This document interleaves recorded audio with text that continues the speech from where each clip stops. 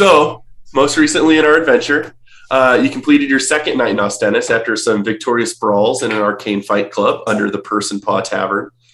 Then back at the Castle and Cask Inn, you woke Gallus and, after some deliberation, reached out through the Sending Stone. Disguising his voice as Balan's from Cardigan Post, Jiri made contact with this individual, and you got a response in kind stating that Balan should not reach out again and that we would have to move forward without the final contingent. Then you settled down for the night. Roulette started to tinker away on a new project. Jiri engaged in conversation with some sort of being or entity in his mind, and Telperion and Tobirama rested pretty peacefully. The following day, Roulette set out to complete a few errands throughout the city, and the rest of you went to the Palestone Archives library for a bit of research. Tobirama learned some bits of common or slightly less than common history about the different nations and their cultures and of the Sundering, the war that split the Fourth Era from the Fifth Era. Telperion gained faint clues and insight about the Alealor, or the Sunborn Elves, the cousin kin of his people, the Mooncrest Elves. And Jiri encountered a fan of fiction who showed you the Storm Surge Chronicles and allowed you to take book one of the trilogy with you. Then you all met back up for lunch, returned to the sewer entrance you discovered the previous day, and ventured in. You explored a network of subterranean canals and pathways, dodged an encounter with a handful of varied-sized crocodiles, and slid down another sewer grate that seemed to be an illusion to safety. It is during this slide downward that Tobirama's locate object spell pinged in his mind, suggesting the locations of two hourglass-shaped vials some several hundred feet lower and further ahead. And that is where we pick up as you guys all proceed down, kind of just having slid down this cobblestone sewer canal. And you can see a kind of slightly more well-lit portion of the sewers far ahead in the early afternoon still of Lordas, the 30th of Hearthfire. I forgot I was down my 2 second level spells. You are. Technical question. Yep. Did we spend a lot of gold last session? I was up to 600. I'm down to 519. I bought Magic Missile. You probably bought a potion. I didn't. Okay. Not sure. Click on your currency. I think a wand of Magic Missile was the only real thing that was bought last time, but I haven't watched the whole video through. Well, I bought me that. some arrows. I bought you the arrows, yeah. Mm-hmm. I'll figure it out later. That's weird. Okay. Maybe I just misremembered it. But so now, having just slid down this sewer tunnel to avoid the aggressing crocodiles above, can I get a general marching order from you guys as you start to continue forward? Oh, who let off? I was. You seem to be in a. Okay, you seem to be in this tunnel that's similarly like 7 feet tall or 7 feet total in diameter that leads 200 feet or so forward, all still dark. Most of your eyes are accommodated with your dark vision, but way further ahead, this sewer tunnel seems to kind of open up to a different space that seems a little more well lit. I think I was definitely last because I think I was over by the door, and I remember lifting Alfie in before me last. Okay. So Jiri, third. I was third. Okay, then I Okay, guess so- I would have been second. So Telperion in front. Yeah. Okay, so you guys start to continue down this dark tunnel, if you will, seeing that 200 feet or so ahead seems to open up and kind of be more well lit. This was through like the illusion wall. You had gone through the illusion grate and slid down another portion, so you guys just kind of coasted to rest at the end of that slide, but you're now some 50, 60, maybe even 100 feet lower than you previously were. But no water seems to be, having gotten into this crate in a while. Yeah. But Tobirama, as you start to walk forward, your locate object now, after having slid down that portion of sewer, you can it's kind of more distinct now. It seems kind of 300 or 400 feet directly ahead and slightly to your left. But you're starting to sense a clear indication of distance and direction from the two objects you are pursuing. Okay. And then Telperion, as you're in front, Would you please make an investigation check as you kind of just like are looking around, investigation or perception, as you're looking around the tunnel as you're continuing forward? 21. That's Investigation. really good. So as you guys are proceeding forward, this kind of familiar cobblestone walkway of sewer path, like above, you actually notice a part where like the kind of grout mixture that kind of joins different cobblestones and bricks in their construction, you see a line that has been kind of carefully carved out, and you notice like a faint shimmer of metal before you get too close to it. And looking down, you can see there's a thin cable of twisting wire that runs the width of the tunnel you're in all the way around its diameter. Everyone stop. So like in this hallway we're going, there's like a ring around where you're gonna walk through. Yes.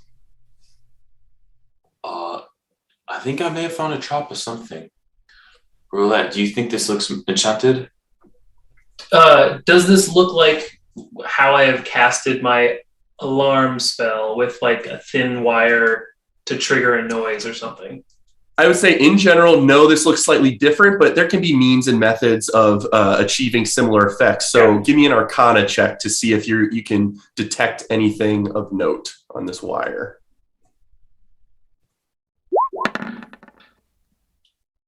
Very good. Looking at it carefully, you do see like you can almost get a sense of a faint thrum coming from the wire, indicating that it is buzzing with energy, similar to how your alarm spell does. You're not guaranteed on the effect of this thing, but you can now determine clearly that there is some sort of enchantment on this wire. Is this just a straightforward hallway we're stuck through? Yep. You've walked maybe 100 feet forward, and so now you've gotten to this stop part where you've stopped and are evaluating the situation. You've got another 100 feet or so forward where there's all you see past that point is like a horizontal brick wall, cobblestone wall in front of you, but it just is, there's more ambient lighting in that whatever space that opens up to. So we're in a pipe, right? So are we in standing Yes. water as well? It might be damp on the ground right now, but there's no standing water at this time. Is this wire like embedded in or like resting upon? It is set within the like kind of where you could theoretically dig your finger through some grout and clear it out. It's like set in there. So it's very hard to notice, but you notice kind of a shimmer of metal as you were about to step forward. Definitely different than like a trip wire that's now going to fire an arrow that's like elevated above the ground for your foot. Correct. This is not a trip wire in the sense that your foot would easily pass over this. It's not going to grab it and cause some mechanical mechanism to trigger. I could try to levitate the bottom middle part up and we could walk under it. I'd say any touching of any sort to this thing is probably going to trigger it. How about we levitate something just forward through it? I say I mean, could you levitate something just through the opening and see if there's an effect? Sure. Unless there's a way we want to try to cancel the magic. What if it goes off? We don't have a way back up, so we can only go forward. So let's not rush. Let's take inventory. I could levitate a spear through it and we could watch what happens. If it's magic, it might be some kind of... might not react until like a body goes through it. But I could try to levitate the interior up without touching it, and we could go underneath it.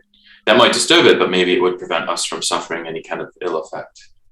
Before we commit to that, how about we back up as far as we can, and then you try and lift it, see if anything happens, and if nothing happens, then we would feel good about trying to shimmy under. Give it a go. So I'll back up 20 feet, and I'll levitate my spear through the center of it. You do so, and no perceived effect. It goes through the area with nothing. Okay, pull it back to my hand. I'm walking shields spear for right now. Let me try Pulling the levitating. wire.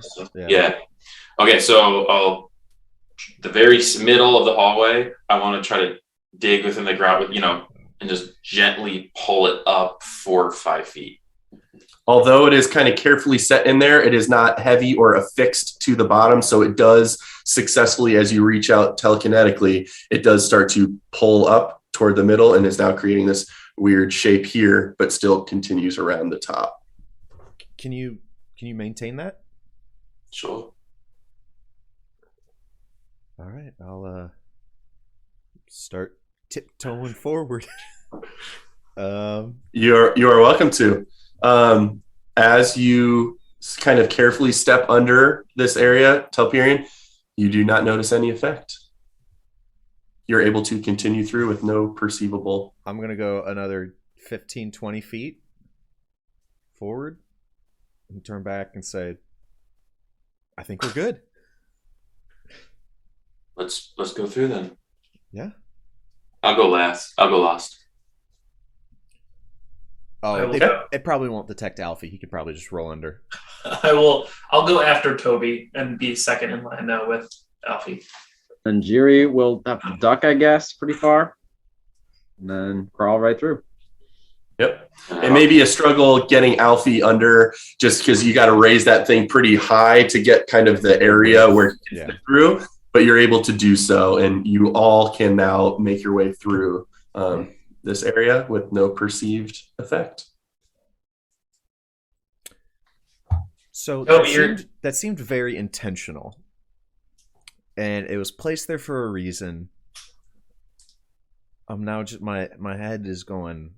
Would it have hurt us? Would it have alerted someone? Would it have set off an alarm? I think it would have alerted someone.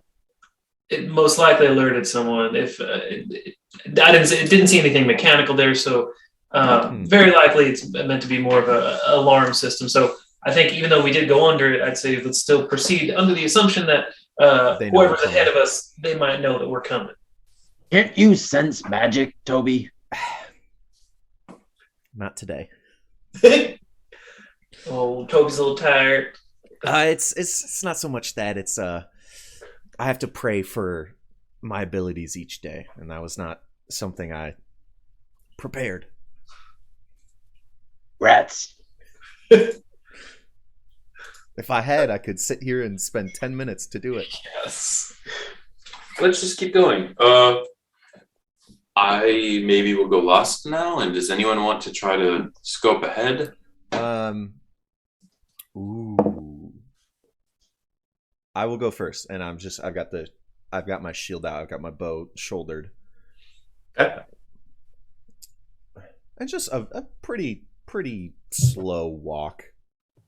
Just paying attention. Is the tunnel staying the same shape? You said it absolutely is, but make to open up. Yeah, another 100 feet or so. You guys are probably within 100 feet of where it kind of this tunnel seems to exit into whatever larger chamber is ahead.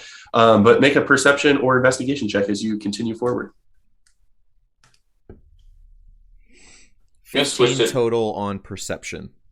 What was it? 15 total. You are moving forward. You notice the footsteps of people behind you and the kind of subtle clank of armor and such, but you're absolutely not able to notice any kind of shift in the tunnel system or anything like that. No more traps that you can identify. Now that we're through that, I'm gonna switch to 2 twin slivers and put my spear and shield on my back. Okay. Good to know. Well, you guys are able to kind of carefully proceed further. What is I'll move us back to the map we kind of ended on last time. Bit of a technical question. What is the general idea behind someone just having a torch and being able to use it? Is it just like a flint thing that you have in a pack? Yeah, correct. There's a tinderbox, I think, is an item that comes in the equipment, the explorer's pack, and it generally takes an action to light a torch using the tinderbox. And then a torch could effectively be used as an improvised weapon. I would consider it a D4 base club with a D4 of fire damage. So like you could use it as a weapon. I'm going to keep my just tinderbox in my hand. I've got my shield and I've got my tinderbox in the other. ready to go. Okay. We got Alfie. But as you guys continue forward, you kind of reach the edge of this sewer tunnel you just were in, and you notice a warmer environment than the cold, dim sewers above you. Lit torches now you're seeing where this area seemed more well lit because torches are set several feet apart and kind of line the several stone walls either ahead of you, to your right, to your left, giving the area kind of a warm orange glow. And you see there's wooden scaffolding and cargo boxes that are visible in sight. And you can hear kind of faintly off in the distance sound of general conversation and even laughing merriment, along with maybe a barely audible plucking of a lute, playing kind of disparate notes that sound maybe unpracticed, but give the atmosphere kind of a slight chilling ambiance. All right, I believe we want to go left. That's towards the end of, as my magic faded, I got a sense of, I actually detected 2 vials. I know Gene had said he had 3, but I know there's 2 of those vials off to the left a little bit. And you can sense now within your mind that magic is losing duration. It is starting to fade out, but you do get a general sense that, let me put up this.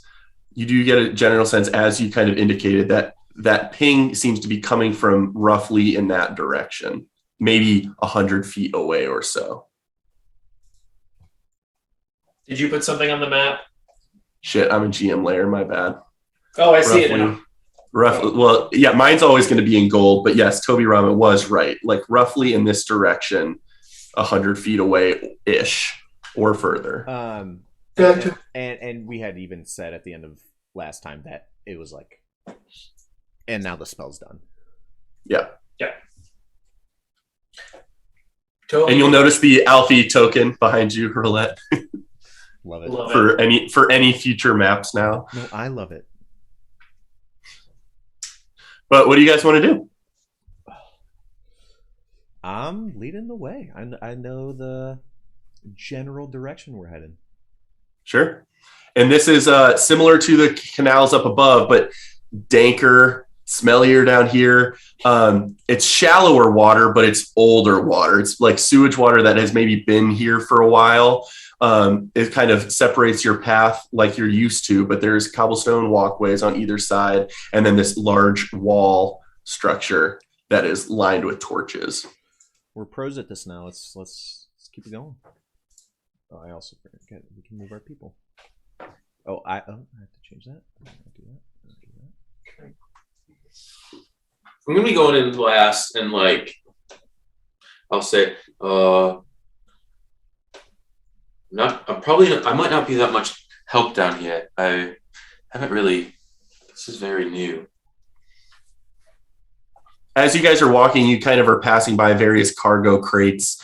Some are bolted shut, some are kind of lid slightly ajar, some have just been fully open and are set to the side, but all sorts of artwork, spices, some weapons, just a bunch of miscellaneous stuff down here. Any great swords?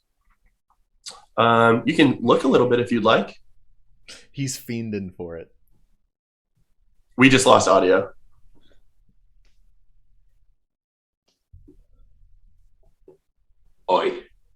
Oi. As we walk, I just keep an eye out for a great sword. Okay. Make a perception check. Oi. 12. You don't notice a greatsword specifically. You do notice some swords that are, buried in piles of metal gear and weapons that, should you try and grab it, may make noise, but maybe that's okay. But you don't specifically identify a sword long enough, wide enough to be considered a greatsword. I just keep an eye. I just remember where the swords are.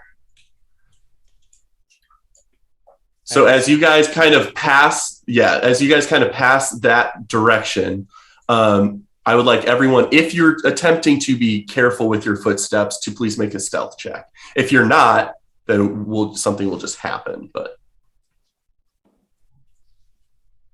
sure, why not? 9. Oh, dang. Waste of a natty 20. What was yours, Telperion? 9. Yeah, okay. So you guys are kind of keeping your footstep quiet. Some of you are quieter than others, and Alfie's rolling along or skittering along, depending on what mode he's I in. forgot to roll for him. Sorry. Can Alfie hold hands, like as he walks? Does he have an extra arm? He could. You could. I mean, he his easily head. could, yeah. But by default, I'm probably going to have him rolling. Actually, no, he'll be walking. But you're like holding his head is what you're holding. I'm gonna hold on to Alfie to keep me safe. Okay. But as you guys kind of pass that way, you notice kind of a burly half-elven gentleman, bald, with kind of like I forget what that's called. It's like a friar haircut with just kind of minimal hair on the side of his head. But as you guys pass, he catches you guys' metal kind of clanking, and he just kind of stands up a little straighter and puts his arms across his chest. Damn, Alfie. Where was he? Tonsure. This gentleman over, yes, that guy. Gotcha. It's a tonsure haircut. A tonsure. Tonsure. Interesting. Gross. It's so gross. As we come upon this wooden crossing, is this looking like a pathway? It does not from that. It looks continuous stone from there, yep. And I'll know that we've gone farther than the vibe I was getting. It's roughly, direction-wise, you feel like you may be roughly in line with it now. You've gone about as far, so now it's just further in wherever that is. Cool. Did this guy call out to us or something, or did we just like? He did not. He just kind of, his posture got a little more alert, upright. He crossed his arms and kind of like started like to pay more close attention to that direction. Toby, before you go, don't turn that corner. Oh, yeah. There we go. We might be just chasing one person who stole these things, but this seems like a bit of a bigger operation down here. We didn't immediately get attacked or yelled at, so they're clearly not expecting other people. No We need know- to be standoffish. Just say we're down here on official business or something. If someone starts asking, and we can just continue on our way. Official business. They'll like that more. I just keep it nebulous. They're not going to. The guy didn't immediately raise the alarm or anything. I'm not. I'd leave that to you. But we need to. It sounds like there's more people in here overall than we can handle. So if we start swinging away, we might be run out. So I think a bit of a lying game might be the easier way to go right now. But I'd leave that to the group too. Longer we stand here, the weirder it looks. And I coast around the corner. As we get to this corner and we see the guy who's eyeing us, I'll peek over and go. And just turn back. As soon as you look at him, he goes, "New recruits need to check in with the matron," and kind of ushers his head in the direction of the door he's standing in front of. Oh, that's where the matron is. Yeah, of course. I follow Toby. Right through here, please. And he kind of swings open a simple wooden door, kind of set in the cobblestone structure of this place. But as he kind of swings that open, you see several figures in like a room down here. It's not just sewers. It's very much a livable area, this strange place you've stumbled onto down here. You see several figures, kind of a barman, orcish barman, a wood elf, a half elf, two half elves. And then kind of further in, you see a drow elf woman, very dark indigo skinned, white hair, talking to a human man, both kind of standing over this large table with scattered papers around it and a dagger kind of shoved into the middle of the table. There's kind of navy and red and violet tapestries kind of shoddily hung from all over the area. And just like being this close to this nasty part of the sewer water is really starting to smell bad further than it already did. But as you kind of enter, you see these two people further in, kind of one of them just is staring down at the table, kind of, they seem to be arguing with each other maybe a little bit, but kind of absentmindedly, the drow woman kind of beckons you guys in, and they kind of finish up their conversation as you guys kind of walk forward.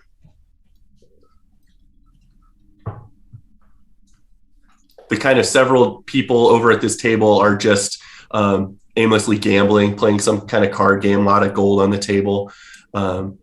All very well fitted in dark leathers, whether browns or blacks or even dark grays, but all heavily adorned in weaponry of some kind. But as you kind of approach closer, the drow woman definitely seems to be adorned in slightly elevated tier of well cared for black leather cloth or leather armor.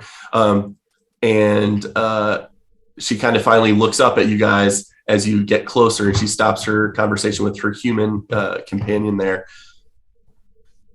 Well, Tabitha, it appears you failed to keep your footsteps light in your return. And kind of just looks off to a half-elf woman over here. And then she looks up at you guys, kind of studies each of you that have walked in, and she says, fresh faces seem to have wandered into the dark shines, and I know I didn't recruit these ones. Anything you guys want to do or say? I'll say, we came up with we figured we knew the quickest route to find out who to settle in with in this city. So, I'm sure whoever it was that's swipes that hefty coin purse probably noted that it was just some copper intentionally. And she seemed to be studying your face, and you did not, in mentioning a heavy coin purse, did not, since that was a day ago, who knows what other contraband may have made its way to this area. She didn't seem to indicate she recognized anything. And as soon as you said it was full of copper, she kind of looks at you with a sly grin. She says, I see. Well, come on, friends, pull up a chair, have a seat, and perhaps some mead. And welcomes you up to the table in front of her. While Toby's like doing the performance, there's a bead of sweat, like he's putting on a show. Are you guys kind like, oh yeah, nice job, Toby? Are you guys kind of complying with her orders very quickly? Are you reluctant? Are you stepping back? How are you composing yourself in this moment? Once she says, pull up a chair, I just grab it, spin it around, arms over the back. Wow. You sit on Alfie? Oh yeah, Alfie's my mobile chair. Okay. Because I guess I forget, how tall is he? He's like 2.5, 3 feet tall. So he's, yeah, I would say 2.5 to 3 feet in diameter. Yeah. He's like I lean against him. I'm not like, I'm like leaning up against him. Like I lean up against a wall. I work on my posture. Yeah, I guess when his head juts out of his containment, he could probably make it to 4 feet tall. Oh, I think he's like 4.5, 5 feet with the head full. The head's just peeking over the shoulder while you're leaning against him, like.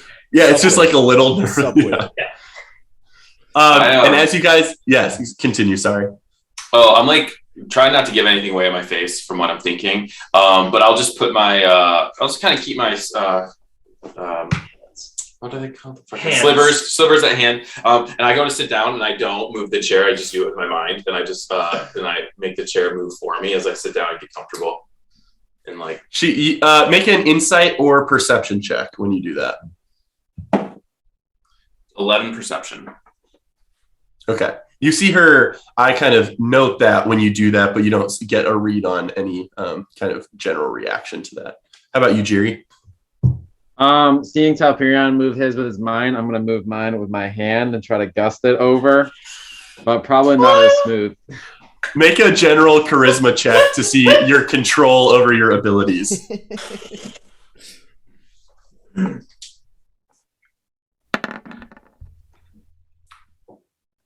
18's pretty good. 18's pretty good. You can kind of blow the chair back. It scoots and it maybe wavers a little bit and almost tips, but it stays steady. That was a charisma save. Or was it a true? It's still there's 15. The DC was 15. Yeah. Not to be a narc. No, I definitely caught it. So no worries. Oh, my bad. No I was worries. like, how the fuck is that modifier +6? You still successfully were able to push back the chair 16. With no embarrassing effect, but you can take a seat. And as soon as you guys kind of all sit down, confident or otherwise, this woman in front of you, this drow woman who kind of her human companion is still seated at the table, kind of looking up at her and then just back to you guys, like back and forth, like not knowing what she's going to do.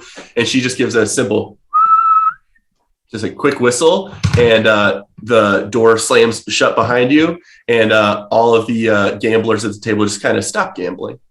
No drawn weapons or anything too intimidating, but they noticeably are now potentially more alert.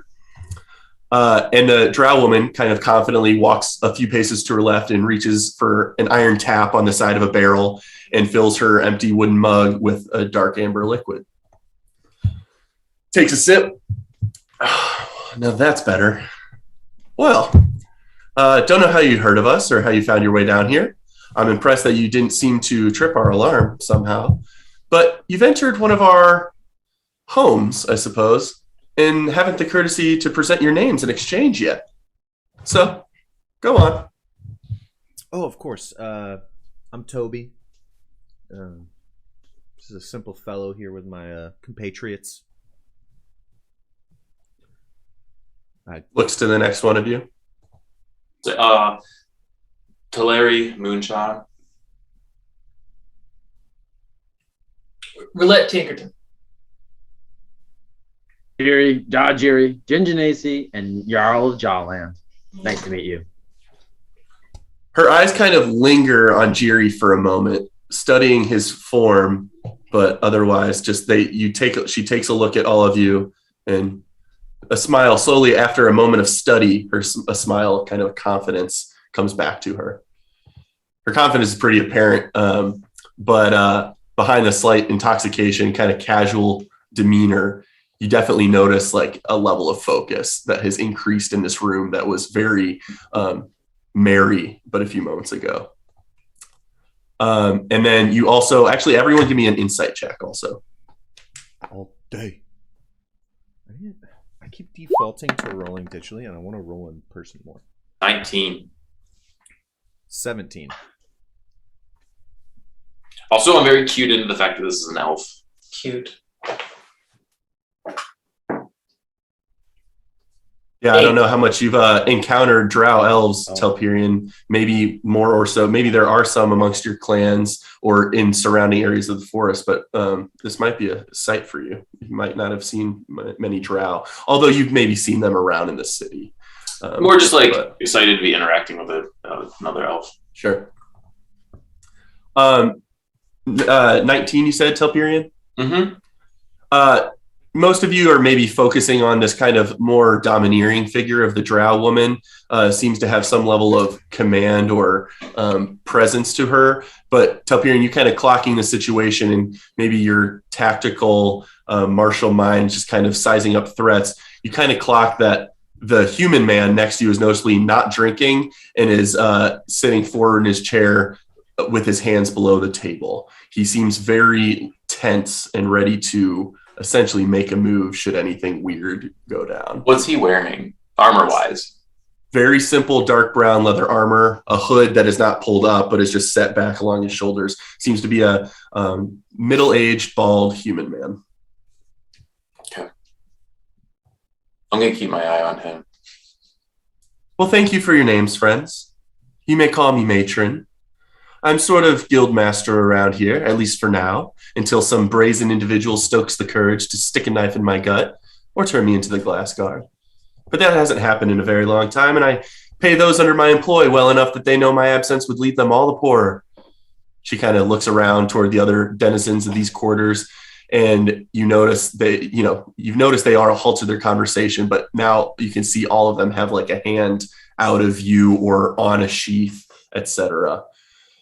but are otherwise very intently listening to your conversation. And some of them raise a mug in response to the matron's suggestion that they owe their riches to her, potentially. Well, you've stumbled into the Darkshines. Not that this is our only den. There's multiple throughout the expansive sewers of this place, but our little family here is known as the Ebon-clad. You should count yourselves lucky. We live all throughout the city and its bowels, and this is certainly not the only den here, but you show up at the location I'm working from for the day. How serendipitous. What brings you down here, friends? Reese here, gesturing to the human beside her, is a fantastic judge of character, so don't bother trying to deceive me in front of him, or in front of them, for that matter, gesturing to the group at the table. Oh, of course not. We're just, what does this make it? I believe our fourth day in the city. Some of us are from all the way in Belladonia, believe it or not. And we figured we knew the right way to get in with the right folk in this city and get off on the right foot. So we're just trying to make introductions. Well, getting in with our kind can certainly get you paid. It's productive work. What kind of goals do you have in mind that you thought would align with working for us? Oh, maybe for starters, just something simple. I believe we're only in, the next week or so. We're planning on being in the city. But I'm sure we're all hoping to make it back here. Short stay then. It's going to be hard to earn our trust for certain jobs that'll get you paid. And I've been probably a little too careless about recruiting more and more people over the last few months. So I'm hesitant to take in new recruits, and I certainly can't just let you leave. I'll tell you what. We've had our hands rather busy in the past couple weeks training recruits, and I can't spare any of our elite members to do a few chores that I need done quickly. How'd you fancy doing a job or two for me? You're hardly recruits, but just means if something happens to you, it's no skin off my ears. And that way I'll know I can trust you if you deliver. Mutually assured destruction and all.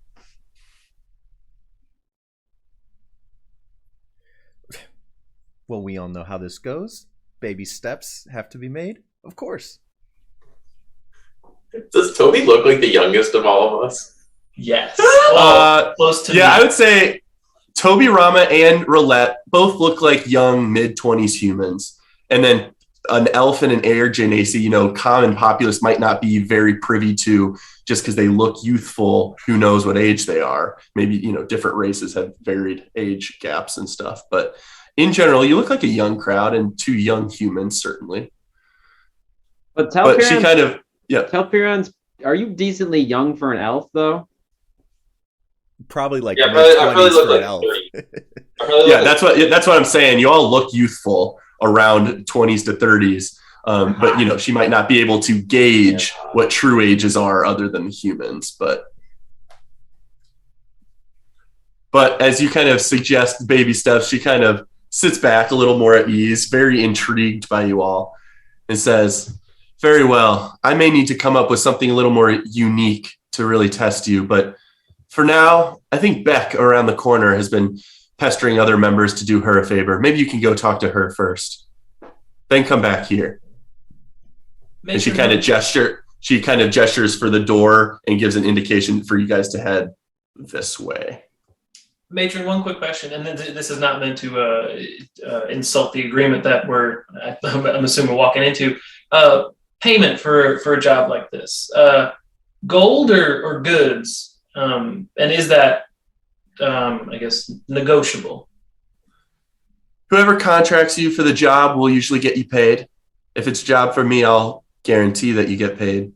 But usually we let our recruits and employees, shall we say, get creative on the job. If you can take something in addition on the way, it's all yours.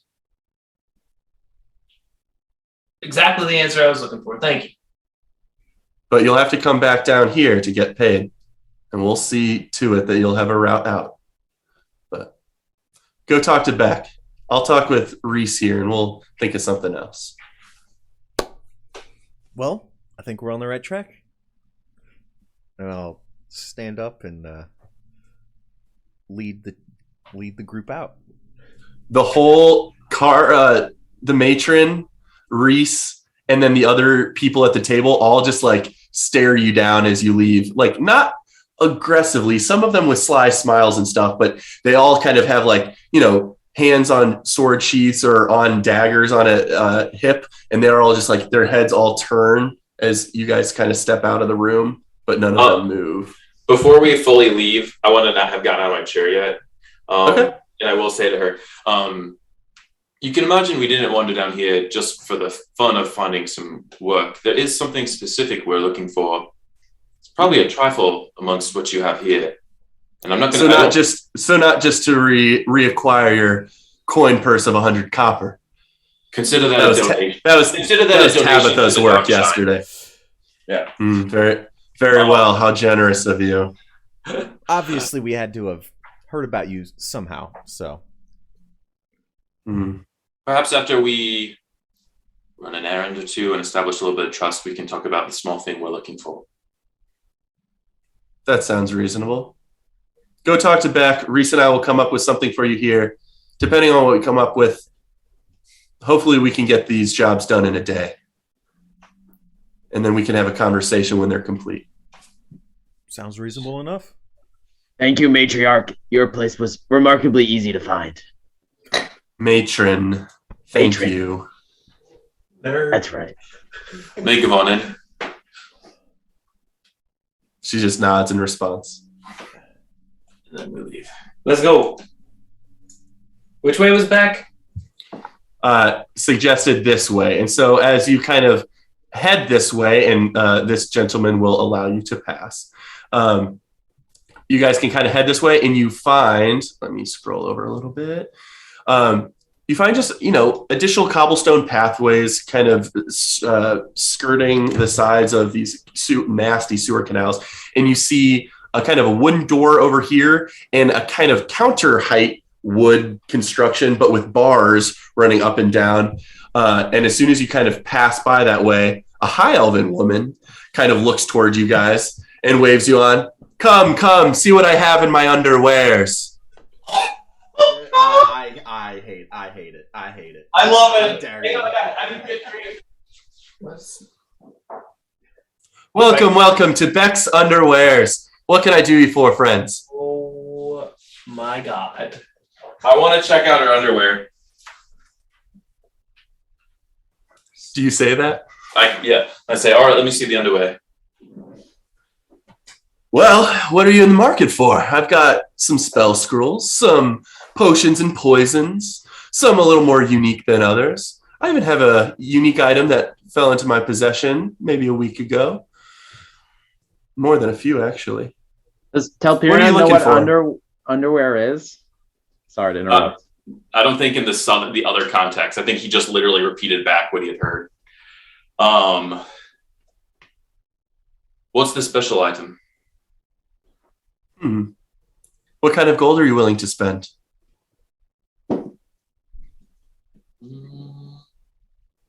Mr. Speck, we can get to the shop in just a bit, but the matron sent us here specifically for a job. More of an errand, if you will. An errand or a task or something that you need help with. And before we get into sort of any business, I'd like to square up that conversation first. Of course. I've been looking for people to do me this job, and I think other people have other priorities ahead of them. I think we've sent one scout down that way, and they haven't returned, and I need my supply. Anyway, if you're willing, there's a spot about an hour south of the city. Bit of a fetch mission, I suppose, I'd like to send you on. See, along the Jalen coast, maybe an hour's walk south from the city, there's kind of a coastal grove where the topography changes a bit into more grassy terrain, and there's dunes that kind of shear off into small beach cliffs. There's a rare flower that grows in that area called an ember lotus. There are other exotic plants certainly around the area, and creatures that flock to the sweet scents in that realm. But I have a bit of a problem. the scout I sent down there hasn't returned, and we haven't been able to make contact with our usual supply line down there. We usually send people down there to acquire various alchemical components. And basically, I'd like you to go check out the situation for me. If you can acquire the components and return, that'd be great. I just need you guys to harvest at least 3 Ember Lotus plants and bring their sap and thorns to me. Any specific, I'm certain you wouldn't be sending us on a mission like this or task or errand like this without knowing all the dangers. If I were to pick up one of these Ember Lotuses, obviously avoiding the thorns that you're talking about, would this thing hurt me? Very astute. Yeah, you see, when the sap kind of touches your skin, it can be very irritating and cause you damage for sure. But if it gets into your bloodstream, that's worse. That sap will ignite within your blood. It can be very useful for my mixology. But so be very delicate when you're harvesting it. But if you can grasp an area of the stem and can slice it off into pieces, you should be all right. Don't prick yourself on the thorn, as it does excrete the sap through the thorns. So a dangerous plant to harvest, but should be manageable. You all seem competent. But if you can gather the stems, thorns, and sap of 3 plants, I'd certainly appreciate it. I could pay you 50 gold per harvested flower. Would you happen to have a drawing of what these Ember Lotuses look like? Sure. You'll see them when you see them. They're very larger red flower petals than usual that have kind of a bright yellow toward the middle of the flower bud. Good to know. They grow about 6 feet high, so they're fairly large plants. But certainly it draws the attention. I know scouts in the past have complained of insect bites and stuff. I think that area kind of draws its exotic sweet smells, kind of draws local wildlife. So, be prepared to dodge an occasional spider or wasp or such. But otherwise, just go see if there is anything wrong that happened to the scout we sent down there and get those plants harvested for me. What's the scout's name? Vars. Vars. And Vaj looks like Halfling gentleman. He'll probably be clad in what I'm wearing. And she gestures to herself, just all very simple but well-maintained black leather armor. As is kind of the motif amongst the ebon clad, all very dark, whether it's dark browns or blacks or grays, very dark leather armor, all pretty well kept, and hoods on all of them. Roulette does not say this, but she thinks, you sent a halfling to get a 6-foot flower? they're 6 feet. That's what Beck just said. They can grow up, the plants can grow up to 6 feet high, she said, yep. What does this halfling look like? What if we run into a different halfling? How will we know it's him? Well, The name? yeah, check for the leather armor. Yeah, he'll respond to Vars, I imagine. He may be surprised you know the name. He usually has a kind of messy half bun pulled up into the back of his head. Frankly, he might be off doing other missions. He might have deprioritized this one. People don't jump at the chance to venture an hour south from the city and go harvest a dangerous plant. But Like we'll do. Beck, I mean, it might seem presumptuous, but this seems mighty important. So I think we'll definitely take this with the utmost seriousness.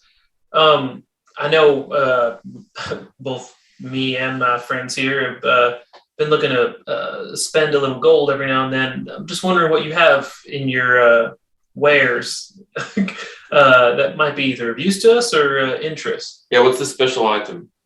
And she looks directly at Toby Rama after having you said we were flush. She just looks at you and says, "How flush is flush?" Ballpark a few hundred gold, let's say. She tosses it her head in consideration. It's good enough. These fools, all they ever want to do is waste their money on ale or jobs. But Some even have families up in the surface, I think. Fools. Families.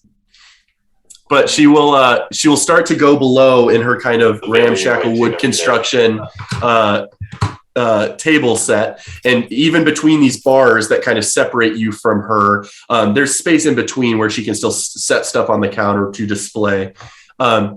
She puts out a case and pops it open. There's 2 potions in there, the circular glass vials.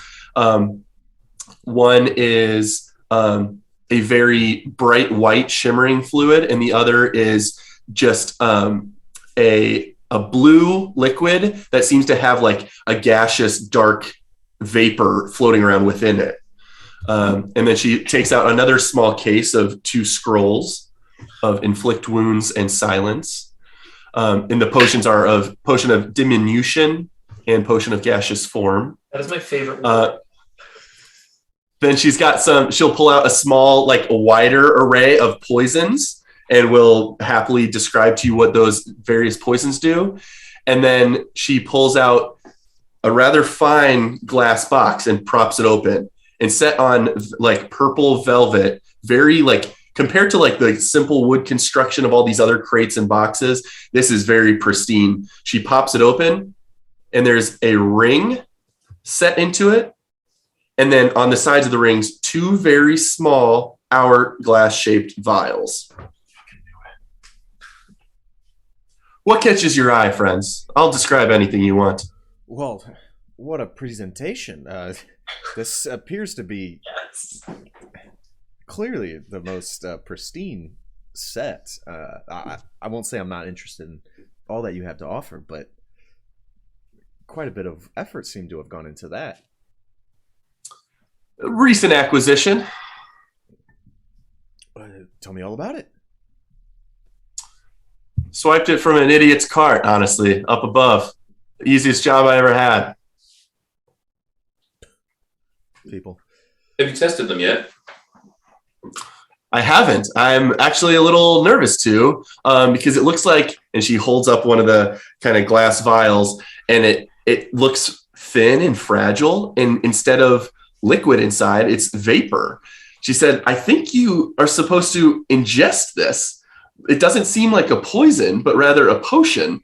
But I imagine it's only, with its size, I imagine it's only one use. So I've had the matron certainly take a look at it. And she suggests what its effects may be, but she's not sure exactly the repercussions of such a rare item. Interesting indeed. That ring. Hang on, guys. I'm going to be right back. Hi, Mary. Bathroom break. Sure. He's probably going to go tell Mary. Awkward. I kind of want to be here for it. Please go. Oh, he doesn't know yet. I'm sure she knows that he's not sick. Probably sent her a message of some kind.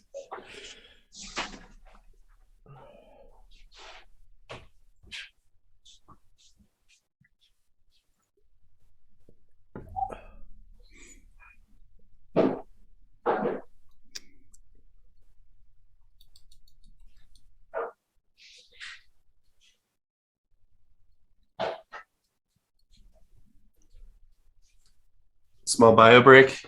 Yeah. Dude, I don't know why Zoom is so weird. Like, right here, my face is insanely red, but I just move like this, and it's better. Agreed. And then it's insanely red. What I don't understand about Zoom's capture versus whatever you're compiling our visuals with, I've said this before, but it's like, I look fairly far back here. You can see my guitar. You can see my lamp. I think I look like relatively thin, and then when you put it all on, I'm like this the whole time. I'm happy to change it. I specifically am taking the zoom and cropping in on it. I just think I look very close up in those screen grabs. That's not too bad. How do I do auto? I don't get that. Like, what? Michael, bring me a White Claw. White Claw. I have so many White Claws in my fridge, and I can't taste any of them. Oh no. The one That's the- alcohol that's that the- tastes good. I was gonna say that's the opportunity to drink like the shitty flavors. Yes. I'm just going to get Burnett's and Smirnoff and whatever the hell Wait, other but, vodka like- because I hate vodka. So this is the perfect time for me to Oh just my get God. hammered off of it. There's this hilarious TikTok that I saw like a year and a half ago. It's this dude on Halloween dressed up in a stormtrooper outfit. And he goes, "I'm a stormtrooper, Oh, and I've been drinking White Claw." And just his voice gets so high, and it's amazing. It's snowing now. So I No, hear it's not those words snowing, and I think no. of that. It's bleeding. it's disgusting. You disgust me. I'm trying to decide how to play it, so I'm just gonna ask her about. Did you make these potions, or did you? She said she swiped them, and I was asking about. No, not those. The other ones. Oh, okay. Nope, swiped him from above. Some merchant was traveling by with his cart on his way to some shop, and I just saw him on the back of the cart and just grabbed what I could. I was pointing to the other two. Is that the one you They're were talking? normal potions. The normal ones. Oh, gotcha. No, I don't brew anything. I'm a bit of a middleman, I suppose you could say, middlewoman. Take them from someone else, maybe put a small markup, sometimes a discount if I think it's particularly hot and won't sell well. But these will each go for $300 if you're interested in them. This one should make you smaller magically. It's good for getting into tight crevices. The other will theoretically turn your form incorporeal for a duration. Pretty wild. I don't need to test that one, but I'll take the gold for it. And these unknown vials in the pretty case over here. What was the matron implying their use might be? Effects might be, rather. So they're rather interesting. They're not like normal potions, and I don't know how they're made. Not that I'm trying to get better at mixology and using alchemical tools and herbs to craft. For example, these I made, and she kind of sets out the side cart of potions that has like 6 or 7 small poisons, kind of in teardrop shaped vials in them. I'm not exactly sure how these were made, but they seem to need to be inhaled, I imagine. We're kind of calling this one, and she holds up a hourglass shaped vial of like a bubbling red vapor. It seems like aggressive and angry, moving around, shifting. It's kind of always warm, and we call it the essence of rage. We think if you snapped it and inhaled the contents as a bonus action, when you do, you would enter an enraged state and be able to shrug off pain as if it were half as painful. Although it seems to drive forward that mentality. And if you chose to not give in to its kind of altered mind state, you may get a headache. This one, and she holds up the other one, we're calling a tincture of savagery. She holds up the hourglass shaped vial, and it's like a viscous dark green vapor. We think this one might make you sick, but you would gain access to a very feral and primordial form of magic that could elongate your claws or turn teeth to fangs and allow you to damage your enemies. They may need further inspection to determine the specifics. Roulette, I don't know about you, but I've never seen any potions of those effects before.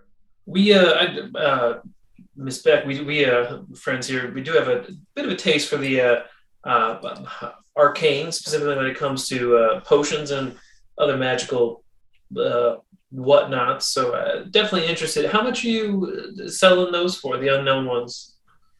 150 each. Good to know. I've only had them for about a week. It's not a lot of time, but someone already grabbed one of them up, and I think hopefully has put it to use by now. So they're going fast. Do you have the one that they put to use? Do you have any sort of verified test results for whatever they did? Not yet. A member of our family here. I think he bought it for an upcoming job of his. Actually, I think that should be happening tonight, perhaps. Maybe it already happened. I can't quite recall. but I think he bought it in anticipation for its use. Of course, don't mean to pry about previous customers or members of the family. Geez, 150. Yo, why don't we have to get Beck here the sap so we could think about if we wanted to make any purchases as we go into that. Do you think you could? I'm getting ahead of myself. Could you tell me about that ring that was also in the case with it? One of my favorite items. It's worth a pretty penny, and no one's bought it yet. I'm actually surprised the matron hasn't taken it off my hands at this point. She grabs it from the case, kind of twirls it around her finger. I call this a contingency band. And it seems to be simple gray leather braided bands, kind of twist and turn into each other to form the circumference of this ring. And it kind of each band bears the design of a dark winding serpent.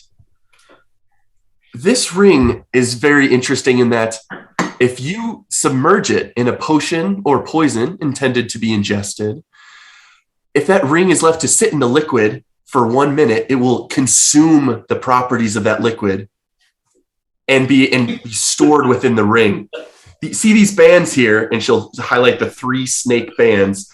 It can hold up to 3 different liquids, and at your discretion later, if it's storing liquid, you can use your action. You can use a moment of your time to grasp someone and immediately cause one of the snakes to bite them, imbuing the contents of the chosen potion to administer and take effect. Fascinating. I would assume it consumes the potion in that minute of sitting within it. It does. It essentially stores it and allows you to use it later. But you can store up to 3 different liquids in here. I was hoping for a no, it leaves the potion, and then I was gonna be like, oh, that's hype. But I'm just kind of like, just have to keep the potion. But like, how much were you? Yeah. What you say? A pretty penny. What is that running for? 600 gold. Whew.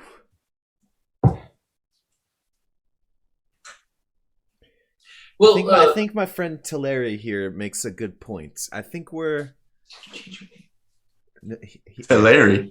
Teleri. Did he say Teleri? Teleri gave Teleri. I did not even notice you said moon charm. Yeah. Oh, that's awesome. I wrote it down. My companion. I should have had you made a deception check, but no worries. I'm rolling one for myself right now to see what I would have gotten. I like this. Her butthole clench. He's rolling for 18. Loose. He makes a good point. I think we're fully committed to seeking out as far as the flowers. Maybe hold on to for the day at least. I think we're interested customers. If I can sweeten the deal a bit, maybe I could potentially. It's been sitting in my shop for a while. No one's really been able to splurge on it. I could knock the price down a little bit. If while you're down harvesting the Ember Lotus flowers, if you find any beasts down there where, for example, spiders are fascinating creatures. They have acid and poison and venom sacs within their bodies that, should the right person harvest them, could be used in poison making. If you encounter any beasts down there in that area and you can harvest their remains and bring them back, I could discount the cost of 1 or more of my items. I would be happy to do that. I'm actually studied in alchemy, poisoning, and herbalism. Do you have any vials that we would be able to store the acid and poison in if we meet some spiders? Of course. She will reach down in her shelf, and as I pull this document up, there is a price for that. She's gonna make us pay.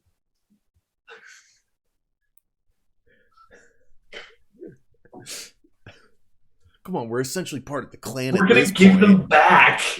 I'm not gonna pay. I'm gonna just. You can have one of these vials for a gold. We'd be bringing it right back to you. Potentially with these in tow. A deposit, then. I'll reimburse you when you return. Beck, I was going to say this. Sorry, to Larry. As a sign of we're having a good faith off, I think, right now. I'm going to give you 25 gold as a bit of a down payment deposit. Hold on to that money until we come back, and hold on to those items until we come back. We're interested, and just it's a sign of good faith that we'll take some of these vials. You take this 25 gold, hold on to those items. We'll go get your flowers and slay some 8-legged beasts, and we'll be back. That sounds good. You can take these then. And she'll kind of set forward a couple vials, maybe 5 small vials and 1 larger bottle. All glass, well, good construction. Okay. And she will take your 25. All right. Listen. Oh, hold on a second, Telly. What did you say again? Teleri. That's right. Why do you always struggle so much with my name? Yeah, Teleri, you got it. Teleri. I've known that this whole time. I'm not over this Lars thing. What if he's like injured and can't respond to his name? I feel like we should really know what he looks like. She can go into further description at your request, and will suggest that he's a tan halfling man with pulled back, loose brown man bun, green eyes. It should be in dark leather armor. Perfect. Thank you. Probably has several daggers on him. Oh, in him or on him? On him. Okay. Back to, I think the last and most important question: easiest way to get out of here? Of course. Go talk to the matron about that. She may have an intended direction she wants to send you guys through if you're new around here. Good to know. So I don't know if you could smell it on us, but new recruits here tonight, or this afternoon. Any other, and I'm like gesturing to the jail cell that she's standing in. Any other storefronts we should be checking out as new recruits down here? There's the main area is the bar back in the other side of the structure. I'll make my way there at some point. People have a good time there. Not much for entertainment other than stolen instruments occasionally like to be tried to be played, but not many of us are proficient. But they can get you fed and give you some ale if you're interested. But well, I think we just ate some lunch, so I think we'll head back to the matron. We'll start making our way south. As you guys start to head away from Beck and her underwears, you guys, as you kind of head toward the matron, I would like everyone to make a perception check. As you can kind of hear Beck grumble something under her breath, and I wanted to see who catches it. Bitch! Oh, I rolled a 19. Perception. 21. Nice. So Jiri and Telperion definitely hear. Maybe you're the last to step away, or maybe you just have good ears. Those pointed ears really coming in strong. She just kind of under her breath goes, "Damn, more recruits." But you are able to make your way back into the matron's kind of quarters if you're interested. We go to the matron. I talk to the big guys. Do we knock? Do we walk in? What's the? Just go in, and he'll just push it in open, and you guys are welcome to come in. I'll be at the front, and Cheery's just charging in. I was going to say, Cheery's wait. I'm just kind of peering in and say, just spoke with Beck, just looking for directions on best route out of here. Don't mean to disturb. Well, don't rush out. Come on in. The matron kind of waves you closer to her table. I was just speaking with Reese here. I think we've decided he's going to be your keeper, shall we say. Nothing you guys need to worry about. He'll just be keeping an eye on you, making sure you're proceeding where we expect you to, like for Beck's little task she has you on, or the one I'm about to give you.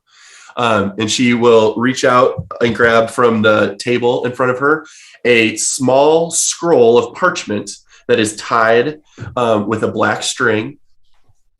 I would like this to make its way to the heap It's a local general goods store, not one of the biggest.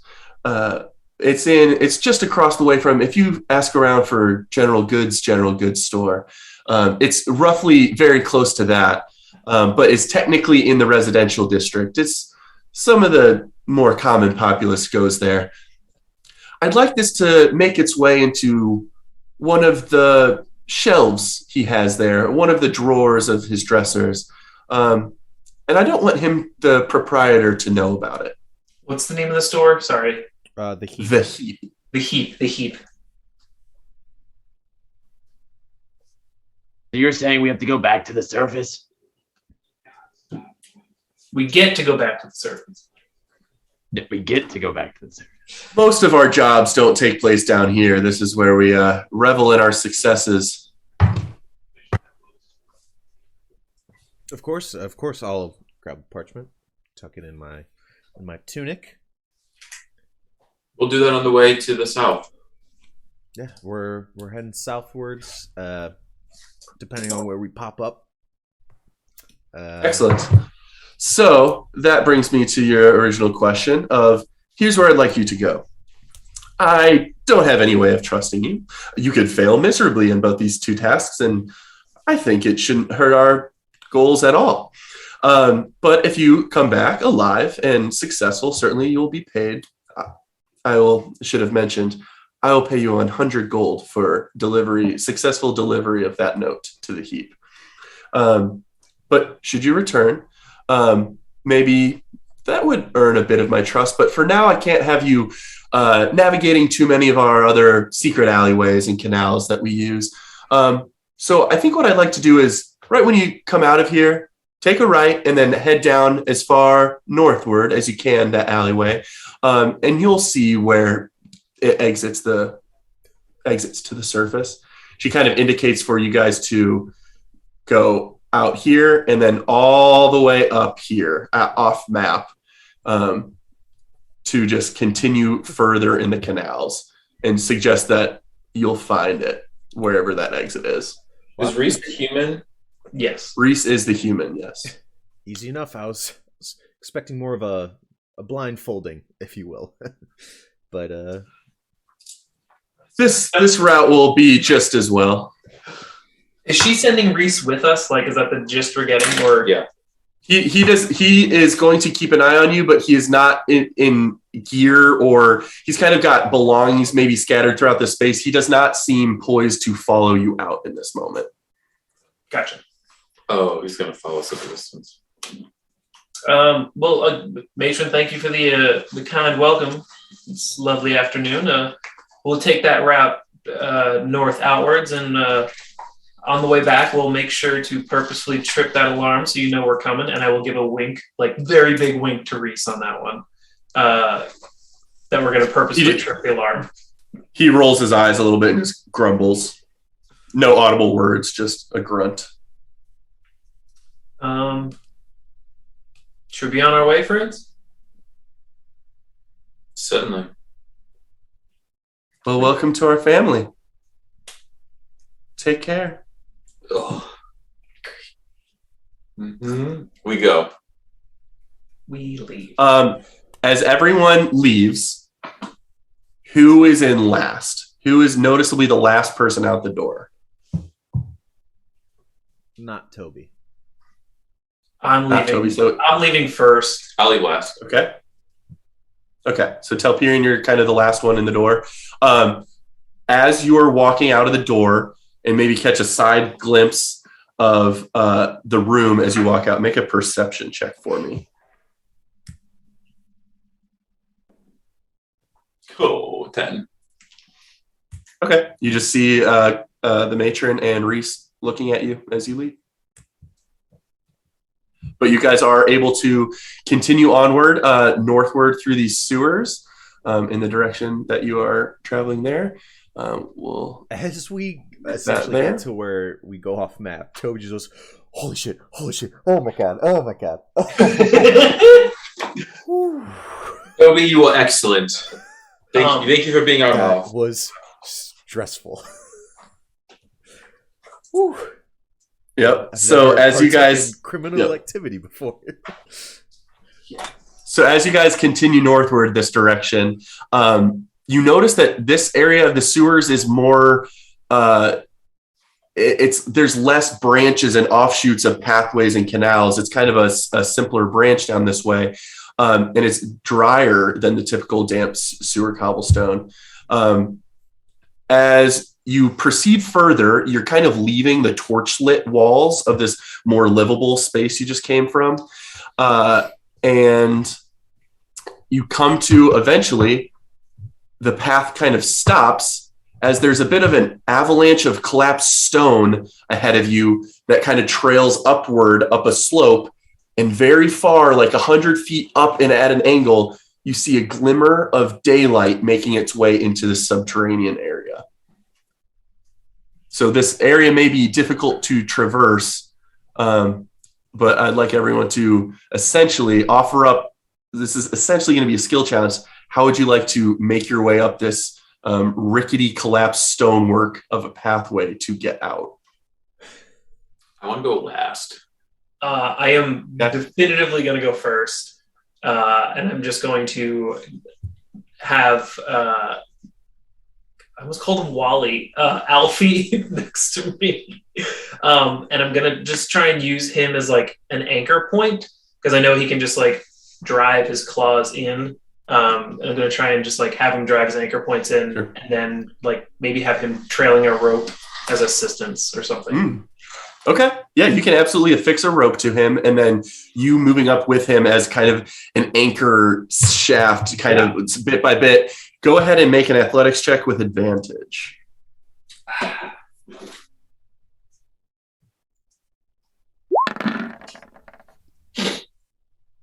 16's pretty good. It takes you a while to get your footing under you stably, but you are able to make it up toward what you like a more stable portion of rock terrain up above, and are no longer on shaky, collapsible stonework, and have made it to the top. And now there's 50 feet of rope trailing back down, tied to Alfie's form. Who's going up next?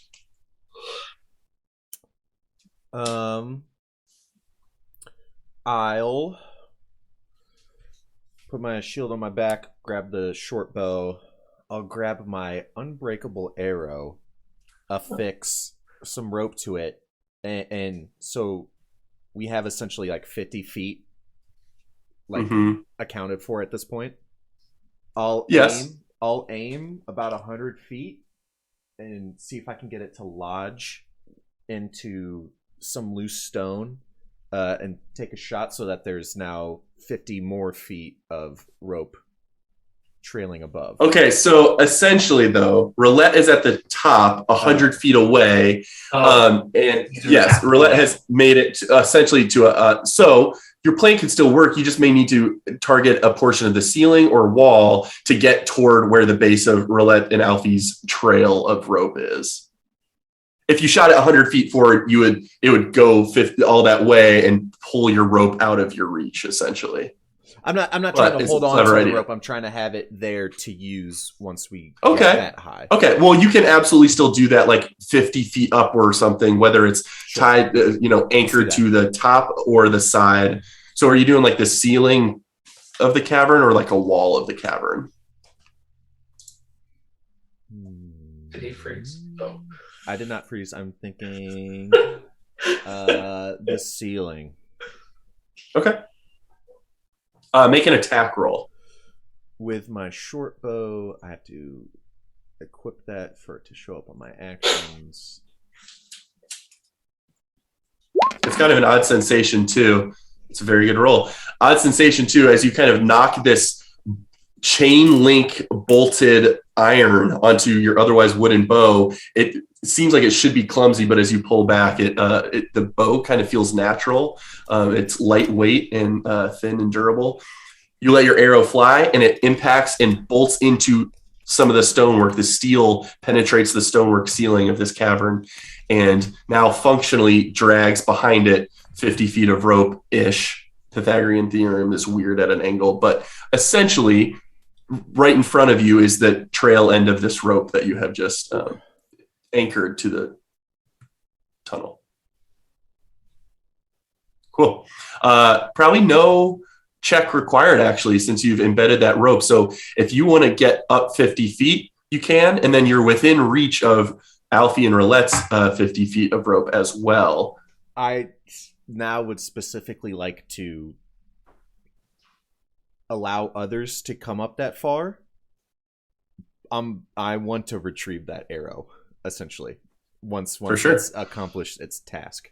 So you kind of hoist yourself up 50 feet, halfway up this thing, or kind of posted up there, holding onto the bit of rope dangling from the ceiling as like a purchase point. But now Jiri and Telperion behind you can absolutely follow you up. Come on, Jerry. Telperion, could you, now that you're up here, could you grab that for me? Are we up there?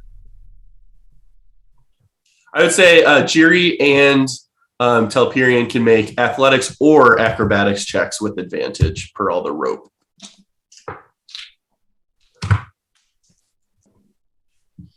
Oh my god. Oh, 8 plus 5, okay. 13. Not a terribly high DC with all of the rope aids, so not bad. You both are able, maybe a couple slips of the feet and stones kind of clatter down the slope, but you're all able to make it up to where Tobirama is. Jiri, if you want to, you can continue up further to where Roulette is. Until Telperion is left there. I'll use Kair to get the art arrow for whatever. You can try with care. You reach out and give it a tug, and it is outside the limit of force required to. Yes, it is lodged into the stone, so it's outside of that limit of strength. And I'll keep trying, and I'll use more to pull it. Okay. As soon as you do that, I need a very clear indication of Roulette and Alfie are at the top. Jiri can be at the top. Did Tobirama continue up to let Telperion do this? Essentially, I'm holding on to the end of the further rope. Okay. To make sure that we have that in reach, and I'd assume I'm abreast with Telperion. True. I just want Telperion to tell me are you now standing on this awkward slope? Oh, you're reaching out with your mind. What are you kind of holding on to right now? I thought we were all at the very top. No, you and Tobirama are halfway down. Oh, I see. Okay, what did you want me to say? I just want, what are you bracing with right now? You can hold on to the arrow and rope that Tobirama had jutted up into the ceiling, but are you do you have another hand out on the other rope where Tobirama is? Okay. So essentially, two of you are dangling from that top 50 portion rope. I'll go and Telperion 10 feet up, so I'm not right on him. Sure. Telperion, as you reach out with Kair and it doesn't budge, and then you enhance your focus and feel a slight familiar buzzing in your mind, you wrench, and it collapses free. A couple of pebbles kind of falling out of the ceiling as well, but now it is falling towards you. Do you want to try and catch it, I assume? Oh, yeah. I'll use Kair to catch it. I guess as part of your telekinetic movement, you can pull it to your grasp, actually. I think that's actually written within the ability. So you absolutely are able to pull it free using more force than you thought previously possible, and successfully have it in your grasp. So, Toby, did you see that? I asked you to do it, and I didn't realize how much of a impressive feat it was. I thought it was such Telperion can grab that. That was amazing. Telperion from 2 weeks or a month ago could not have done that. Wow. Who's Telperion? I'm sorry. We're out of range of there. I'm not worried about it. I only ask that one arrow was a hefty 20 gold. So 120 feet back, you hear the scuttling footsteps of Reese running back to the matron saying, "He lied about his name." It's a nickname, fool. But no, you successfully are able to make your way up to the rest. And so Roulette, standing at the top first, you can see where this daylight is kind of coming into this side of this subterranean structure, and it's kind of around a corner. And as you guys kind of round that area, you see daylight in front of you. You see pretty high in the sky still a sun. It's probably mid-afternoon or so at this point, and you are looking out to the entire Western Jalen Ocean. And you find yourself kind of losing your stomach for a moment as you look forward, and you are on a cliff face. Like, you are on the western side of the cliff that Austenus is built onto. And you've just like, from, if the city's up here and you've been navigating in the sewer systems, you have penetrated this western face cliff of the city. And you can see that, like, if you would have continued stumbling your way out there, you could have taken a nasty fall. But there is a carefully worn thin path that kind of spiders and curves downward toward the bottom and then continues south along the Jalen coast. So do they want us to do the coast thing right now? I thought we were going to be poking up in the city, so I thought we could do the scroll first, but I guess it's flipped on itself, and I guess we're heading south, and now we're on the Jalen coast. Will get us to those flowers. I don't think there's a difference between which one we do first. We can stop in the city on the way back, and then we know which sewer grate to pop down on the. Just avoiding the gators, I think if we're on the coast, we may as well head down. I agree. Does anyone else think that ring sounds amazing? I thought it did, but couldn't you just drink the potion? That's what I'm wondering, and I wish the DM would tell me. Isn't it just the same as putting? No, it's so. My impression from the way Beck was describing it was a bit more offensive. So not so much holding on to a potion to heal yourself, but she had an array of poisons there. So let's say instead of poisoning your weapon and then having to hit with the weapon, you just kind of grab someone and you poison them with your hand. That makes so much more sense. And let's say we're having this conversation as we start walking. Yep.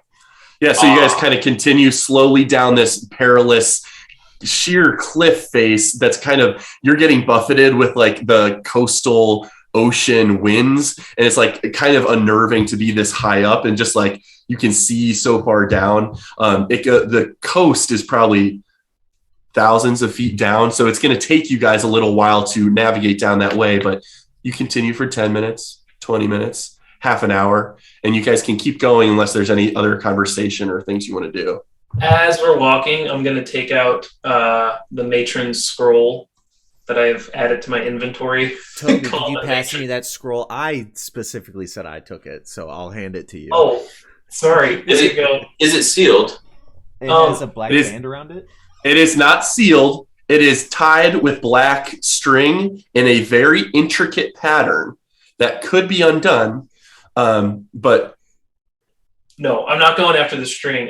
Toby, would you mind heading over that scroll real quick? I want to check it out. And I'm going to, as we're walking, one hand on Alfie so that I am bracing myself.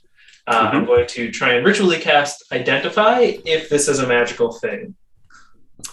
You can absolutely cast Identify on it ritualistically. It's going to take you another hour or so to potentially get to the bottom of this this cliff. So you have plenty of time to do so. As you guys are continuing forward, can I get a marching order from you guys? I'm going to put myself in the middle. Okay. Toby first. Toby, Alfie, Roulette. Tulare last. Or no, Tulare fourth then. last. Okay.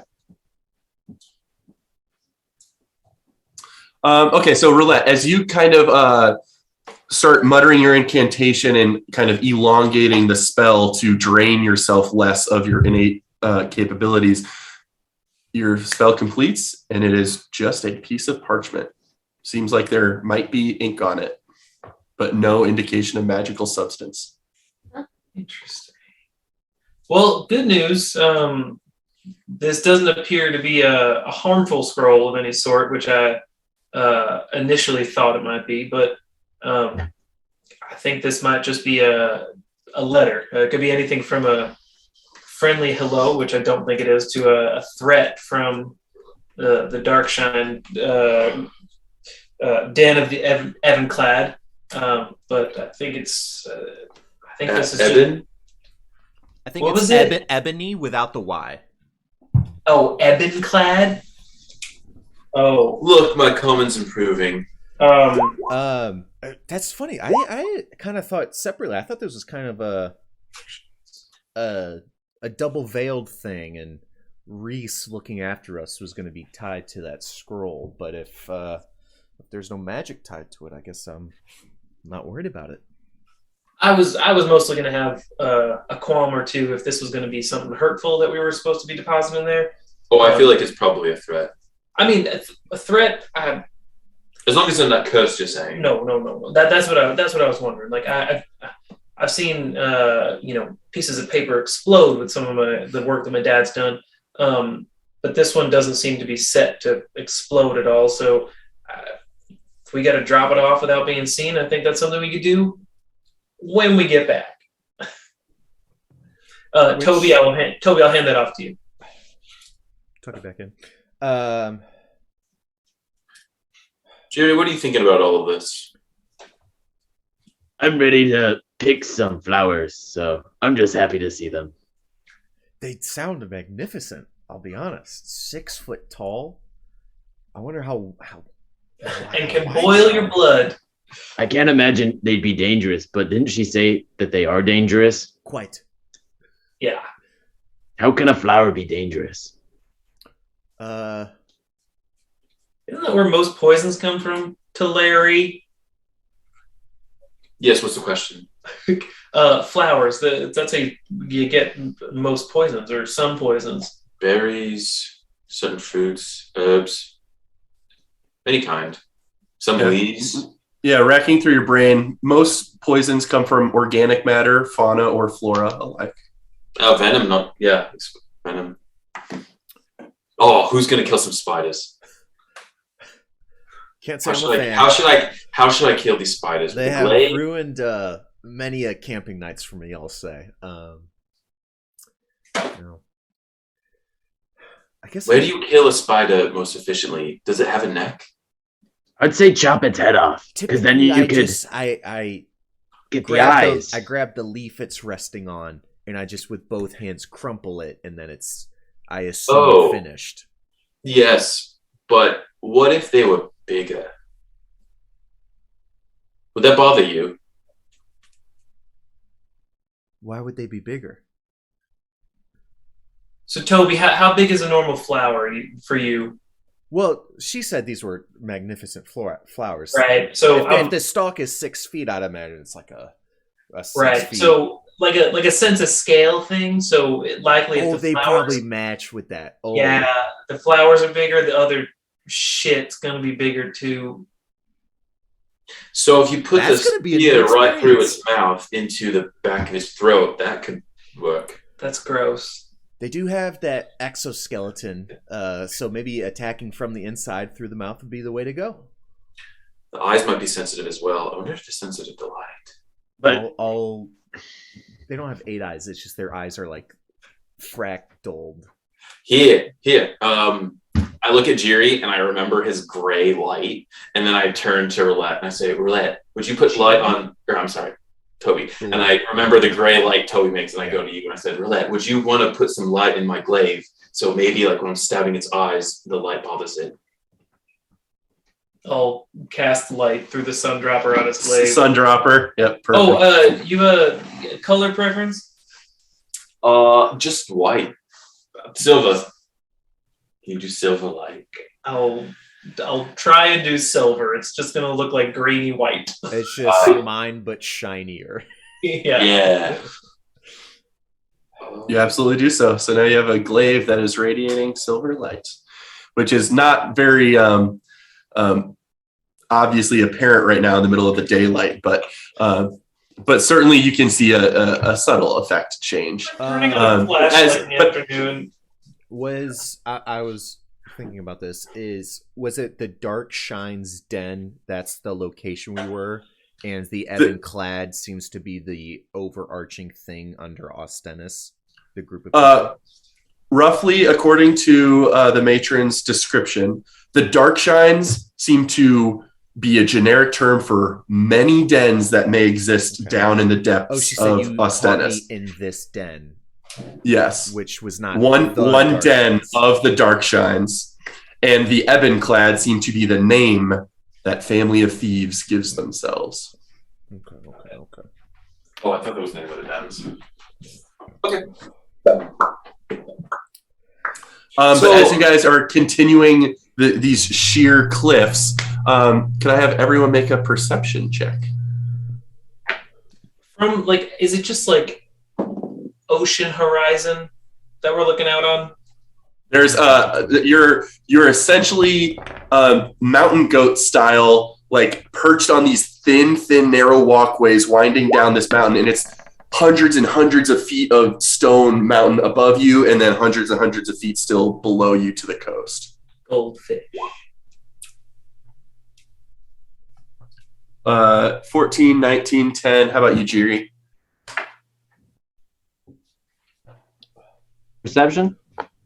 Mm-hmm. Peckup. 7. Peckup. Toby Rama, as you guys are proceeding forward, you hear a couple screeches high above you that make you look up, and you don't see anything. And then you see over like one of the cliff edges, not way at the top, but like a crag built into the side of the cliff. Right. You see poking over the top of it is a bird-like face. Looks like a giant eagle's beak and brow. Eyes up, everybody. It starts cawing at you, and then it kind of shifts in its thing, and then starts shrieking with a more menacing tone. And as it starts to kind of come over the crest of this cliff face, yes, Roulette? What does the more menacing one sound like? No, thank you. I'm switching to spear real quick. Spear is in Glaver at the ready, spear in hand. Is arrow out at the moment. Okay, I have COVID throat, so I can't do the more menacing one. But as this being, this entity of eagle-like face starts to crest the side of the cliff, it goes into a full dive, and as soon as it jumps out, you notice that it is not an eagle, but has the body of a lion. And as soon as you see it crest, you know that you hear the flapping of wings from behind and below you. And as I move everyone to this other page, I'd like everyone to please roll initiative. And roll 20. God. Everyone, a refresher, we're on the edge of a cliff. Roulette's standing there like, The I see this character flying. click initiative. Do the thing. God damn it. Huh? We Oh. suck. Roulette goes before me because her initiative's higher than mine. My dex. Or, yeah. 5. Wait, what is This your one dex? is- It probably automatically sorted. Oh, it What did is your not. dex? +1. Oh, mine's +2. Same. faster. Imagine Oh, you can see it right +1. Couldn't be me. You're rolling a lot, Craig. Gotta. Oh, Gotta. Stop rolling. Okay. Actually, I'm happy. So now give me a moment to sort these guys. That one is that one. What is Althea? Jiri, I prepared healing word today. Don't worry. I'm not going to leave you out to dry like last time. Toby Ram and Jiri, who has the higher dex mod? I have +2. I have a +2.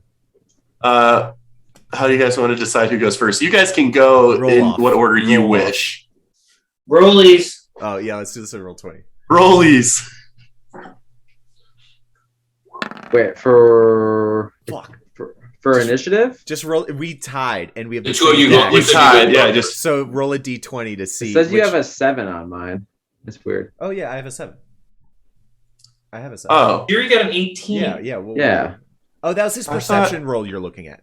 That was his perception roll from before. On my tracker, it says literally Toby Rama 18 and Jajiri 18. I got a 7. My hell? initiative You're- was 7. You are on here Toby Rama's on here 3 times. That's I With only an for you. 18, a 7, and a 4. I see myself once. That is Yeah, so when we look at fucked. the turn order thing, he's only on there once at 7. That's super weird. Because that's not from a previous thing or anything either. I mean, I rolled that 4 just now on the D20, but that's so weird. Okay. Anyway, that guy doesn't go yet. Jiri, it is your turn first, and as this griffin creature dives down toward you from above, you also hear the beating wings of another creature that is now kind of rising up to roughly level with you guys as you see this other griffin come into view as well, off to the side. So these, you're saying we've got smaller ones up top, and we got big one coming at us from down below. Yep. Okay. Natural reaction is just to take a rock out of my tabby pocket. Had it in my hand. I was playing with it anyway, so I'm going to breathe some air at it and give it a chuck at this thing, aiming for its face. Do it.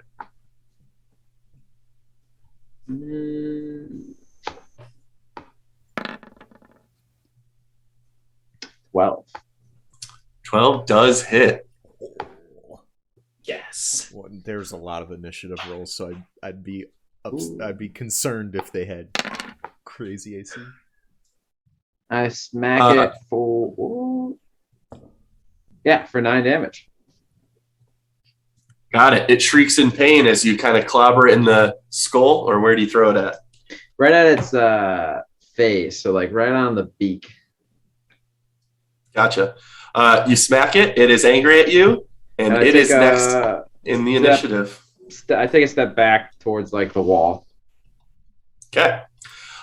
It rushes you immediately, having seen you as the aggressor, a potential threat to its little ones up above. It is going to soar toward you and make a attack at you. At that exact moment, is Alfie within 5 feet? He's within 5 feet of the griffin, not within 5 feet of Jiri, though. I don't know if that is a difference. I think all he needs, and I'm just going to confirm that. Okay. Okay. Yeah. And for all intents and purposes, this griffin is hovering inches off the ground, but is essentially level with you guys right now.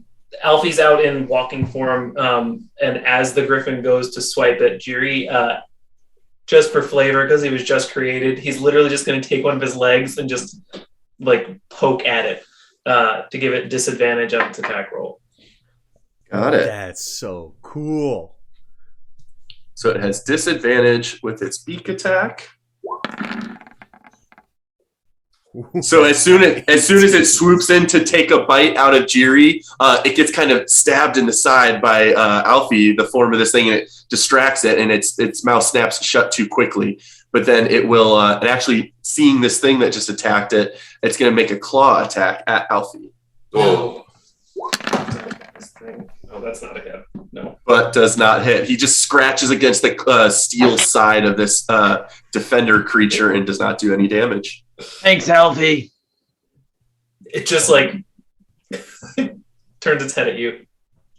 And then it is going to fly backward quite a few feet in kind of defense.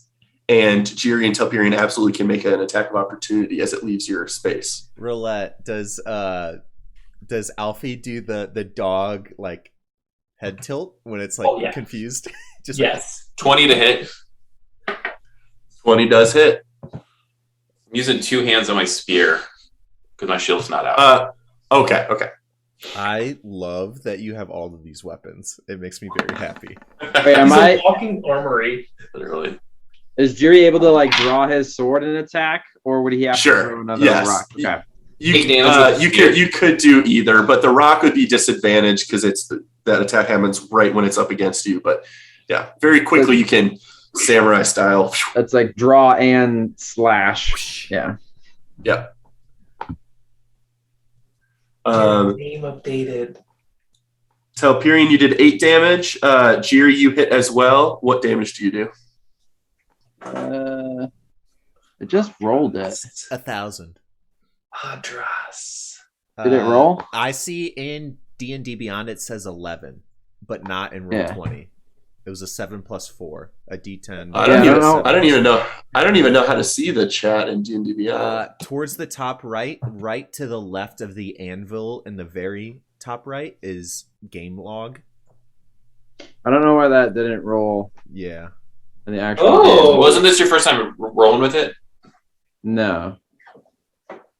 But yeah, it shows that the D10 was a 7 plus 4 is what I'm seeing. Oh, I forgot. I can boof this up.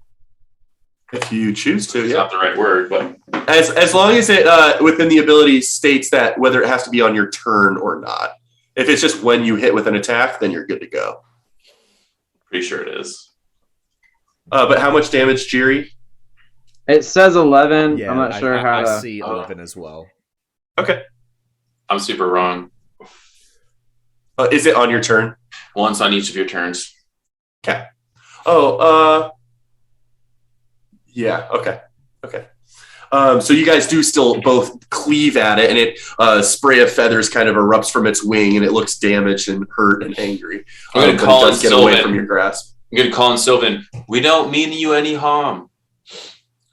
It shrieks back at you. No recognizable acknowledgement. You're beautiful. I don't want to kill you. As the mother starts to dive down, two other little beings peek their heads out from the side and start to essentially glide down with her, and are kind of making their way down. But that one's that one's turn. Telperion, your turn. I'm going to say, everyone, let's just keep moving, and then if we're away from the nest, maybe they'll leave us alone. And with that in mind, I'm going to move. I guess I want to... That's tight quarters. Oh, yeah. Yeah, I'm going to say with the tight quarters and getting through pushing past your allies, that is going to be considered difficult terrain for sure. Oh, that's fine. I'll just get here then. I feel like that's as far as I can go. Okay. Yep.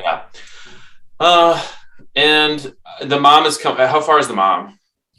Roughly 80 feet above you or so. Maybe not quite that distance. Maybe 60 feet above you. How far is Dad? Fairly level with you, but 20 feet away, 25. I'll throw it here before I move in, before I finish my movement, just so I'm within regular attack range. And I will throw a spear at him. Okay. Roll it. Leave us alone. I don't really want to kill you. 11. God. 11 does not hit. It kind of bats its wings and kind of blows the spear off its trajectory, and the spear tumbles down into the depths into the ocean below. We just lost audio. Goodbye, spear. And I'll take out my glaive. And I will, instead of hiding behind them, I'm going to stand in front of Roulette with my glaive. Okay. That's my turn. Oh, bonus action. I'll try to push the griffin away for fun. Okay.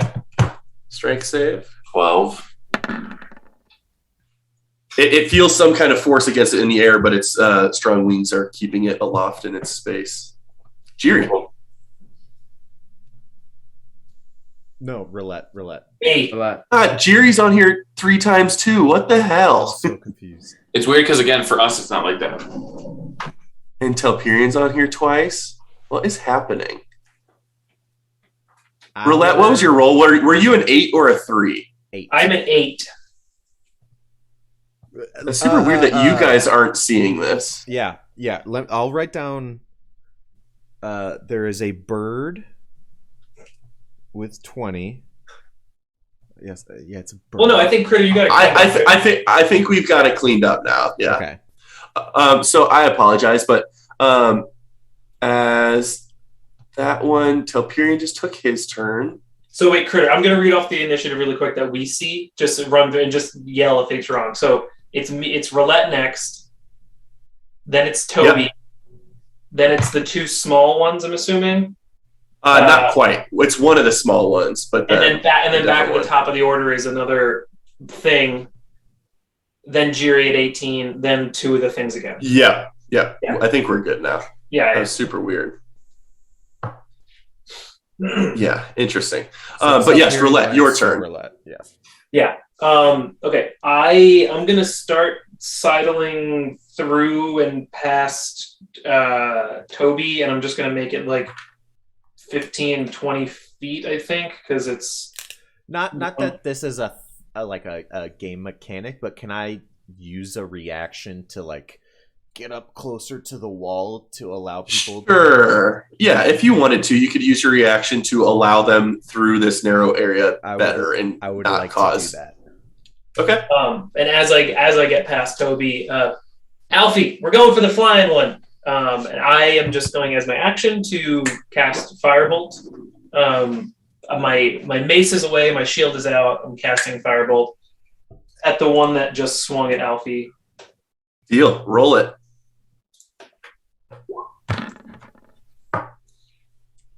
Seven. Sails past it. Wow, Alfie, see if you can do better than I can. Alfie's going to retract one of his legs, go into tripod mode, and his arm's going to come back out holding the wand of magic missiles. And he's going to just, for safety's sake, because I'm a scientist, only use one charge. I'm going to instruct him to just only squeeze it one charge's worth on the wand of magic missiles. Is that 3 missiles? Okay. Doesn't Three. magic missiles just It is. like hit? They do automatically hit, not automatic damage, but I mean, you got to roll for the damage. But yes, using one charge releases the normal spell of 3 missiles. So yes, roll 3d4 plus 3. Oh, I forgot it was 3. And then every further charge you use can upcast it by 1 missile. So basically, you could channel them all into one powerful attack, or the most efficient damage is to use one charge, because you're getting the most missiles that way. Critter, because I'm being honest here, do you want me to roll anything for having my Steel Defender cast through a spell for the first time? No, I think it will surprise Roulette satisfyingly that this functions. Do you want 3d4, Steve? I got 3 right here. 12 damage. Damn. 12 damage. These magic missiles erupt from the kind of blue stained glass or tip of the rod and just and scatter, and then just perfectly coalesce at this thing's chest, dealing 12 damage. I have always thought of magic missile as Yondu's arrow from Guardians of the Galaxy. Oh yeah. Also, Alfie immediately starts doing like happy dog feet, with just like going around in circles really fast. He's like Hammond in Overwatch doing like a dance. Yeah. And then he's just gonna scoot. He's gonna just scoot into the corner and stay there. Roulette will give him Alfie, nice shot, and that's my turn. Beautiful. Toby Rama. Can't believe that worked. Because I have an idea in mind, I used my reaction. Do I now get a reaction back because it's my turn? Once it becomes your turn again, it recharges. So you absolutely have your reaction available now. That was my hope, and I was willing to adjust accordingly. I'm gonna do one step this way to allow like a path around me, because it seemed like I was in a kind of a one spot thing. And I would like to hold the Bane spell to cast when there are 3 of the... Are they griffins? They are griffins, yep. So when there's 3 griffins within my 30-foot radius, that is going to be my trigger to unleash the Bane spell. Okay, so you're focusing it up, you're gathering the energy, functionally using a spell slot to store this energy for release when that happens. Perfect. And that's my turn. Deal. And now, as things have kind of become chaotic, the mother finally does make her diving sweep, seeing that Roulette is kind of headed in that direction. She's going to kind of close you guys in, hoping to acquire a meal for her children. And as soon as she comes into your range, Toby Rama, you can absolutely release your spell. And beautiful. I say, which means broad misfortune. and they all separately will make Charisma DC 13. Okay, so the more damaged male first fails. Nice. The mom next succeeds. And the baby floating above you also fails. The -1. So, I love that. So a coalition of kind of silver energy takes over. It's essentially the father and it's clinging onto their limbs, trying to like halt them from doing their normal movements. Perfect. And it seems to disperse upon trying to grasp the assumed mother. And and maybe even because you lost sight of the mother for a moment, as it swoops down, lands on the cliffside in front of Roulette, and is going to try and make 2 attacks at Roulette. With its beak first. 16 to hit. 16 is my AC. So it does manage to hit you, doing 9 piercing damage. Yikes. And then it's going to strike you with its claws. Natural 1. We love that. We love that for that like beak damage. Can I do something? Yeah, absolutely.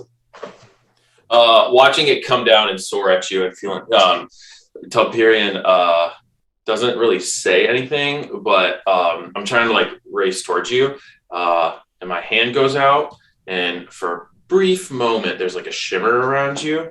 Yeah. Oh, okay. Around you. And I try to block some of the damage. Roll it. I have a really good shield. I rolled a 1. Oh. I blocked 3 of the damage. Wow. Yep, perfect. So the beak tries to gash you, and you notice that even though it does tear into a chunk of your otherwise leather armor, it definitely, you saw a flash of energy kind of dissipate in front of its beak somehow. Not necessarily sure what that effect was, but outside of your knowledge, it seems to have reduced the damage a little bit. That is that one's turn. So at initiative count 20, the other young griffin is going to hop down, flying to its mom's side, and is going to take one more bite at little Roulette. And this young griffin, although a baby, is totally still like, it's maybe smaller than humanoid, but it's a dangerous looking beast. And it's still, wow, it gets a multi-attack, but neither of those are going to hit you because, oh shit!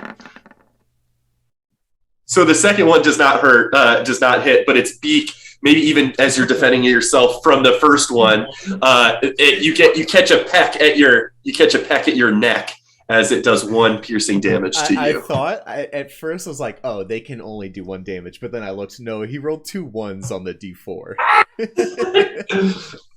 It's not very nice. But it does take a little chirp at your neck, but otherwise it is Jiri's turn. Let's go, Jiri. All right, am I able to get like through the traffic jam here? Like, would I be able? It's gonna be difficult terrain to pass through Telperion and Tobirama's space. Normally, it might not be, but in this close quarters, narrow pathway, it will be.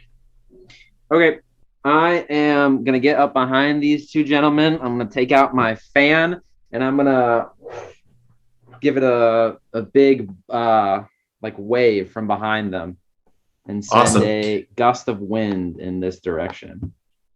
Beautiful. Will you do me a favor and click or cast that gust of wind? I certainly can. Using a charge from the wind fan, which I think you technically have unlimited, but it's got a caveat. I don't know how to click, like how to show it. I think it should just say cast. I think it's also in your spells if you want to click Gust of Wind, which is added to your spell inventory because of the fan. Okay, I clicked on it. 13 strength. Okay. Yeah, and you're pointing at the male one to your left? No. He's pointing down here. Oh, you're pointing down this way. Yep. Okay.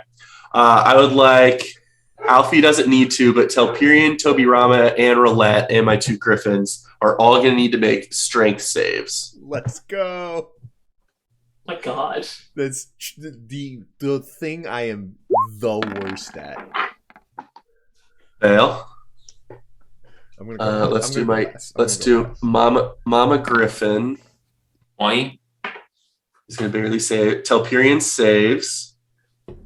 Mama Griffin saves. No way young Griffin saves, but let's see. Natural 1 -1, okay, 0. Okay. Here we go. I have a -1 to my. I rolled a 6, so I fail. Okay. It pushes in the direction. Yes. So can you toggle it on D&D Beyond? I think if you say like display in VTT, it'll show up the full spell here, just so I can see what happens on a success. It might not be anything, but like where you clicked cast, if you just click on the spell, it'll pop up, and I think you should be able to display in VTT. Perfect. That's exactly. Oh, okay. And so it continues to gush. So it's not an instantaneous one-time effect. It's just now a billowing tunnel of air barreling toward you guys. I don't know if this works this way, but since if you go the opposite way in it, it like costs more movement. So I was wondering if it would like it does. Then would it push you more, like cost less movement to go in that direction? Ooh. It could, yeah. Very, very clever, and it absolutely could. Okay. That does make me want to bring up a conversation of sure on a cliffside of not among the party of us playing the game, and I feel comfortable saying Chris gets to decide, but and even per case, but rules as intended or rules as written, because technically it does not say things moving along with the gust get to move faster, but it does specifically say and that's why it's like I said that was my intent, so now Chris gets to decide whether or not it actually works. And you guys will absolutely on everything. You will also will see the effect of that when you investigate the world. As soon as you try and do something, maybe you'll find out whether or not that's the case. However, Roulette, I would say Telperion was actually the one in the most precarious situation there, but with force of mind or just force of strength, you're able to kind of brace yourself against this onset of wind from behind you, and you don't move. Tobirama and Roulette are hurled. Yes. If we start our turn in it. Oh shit. That starts its turn, and it must succeed on a strength save. Okay, yeah, you're so right. I see. You're absolutely right, and I still at least have clarified in my head what I think will happen. Okay, but yeah. I don't think it makes a big difference, but yeah. Bigger difference. Big difference. No. So I didn't make a hole. I was trying to blow Toby happened out of my way. How we expected it to. The gust has just erupted and is like you're noticing Tobirama's shoes start to slide forward. So like they just haven't necessarily given way to the velocity of the wind yet, but your effect has been cast. I can't roll 7 or 9 or 8. I will attempt to, instead of walking through that gap, I will attempt to like push my way through the gap then. Okay. So it's difficult terrain, but you're able to push past them, and actually now Tobirama is probably not even in jeopardy anymore because you are now past their area. Because it's based on where you are. Oh my, that's wow. It is erupting from the fan. Yep. Is that it for Jiri? Yeah, if that's as far as I can get, then yes. Cool. It is the injured Griffin's turn, which is going to turn its attention, now knowing it is wounded but wants to feed its children, is going to soar toward Telperion, and I need you to make an athletics or acrobatics check as it rushes toward you and tries to dig its talons into you. Why are we always on cliffs? Is this Nat 1. That one. I didn't even roll for it, which I should have. Is it a check or a saving throw? It's a check. Okay. It did well.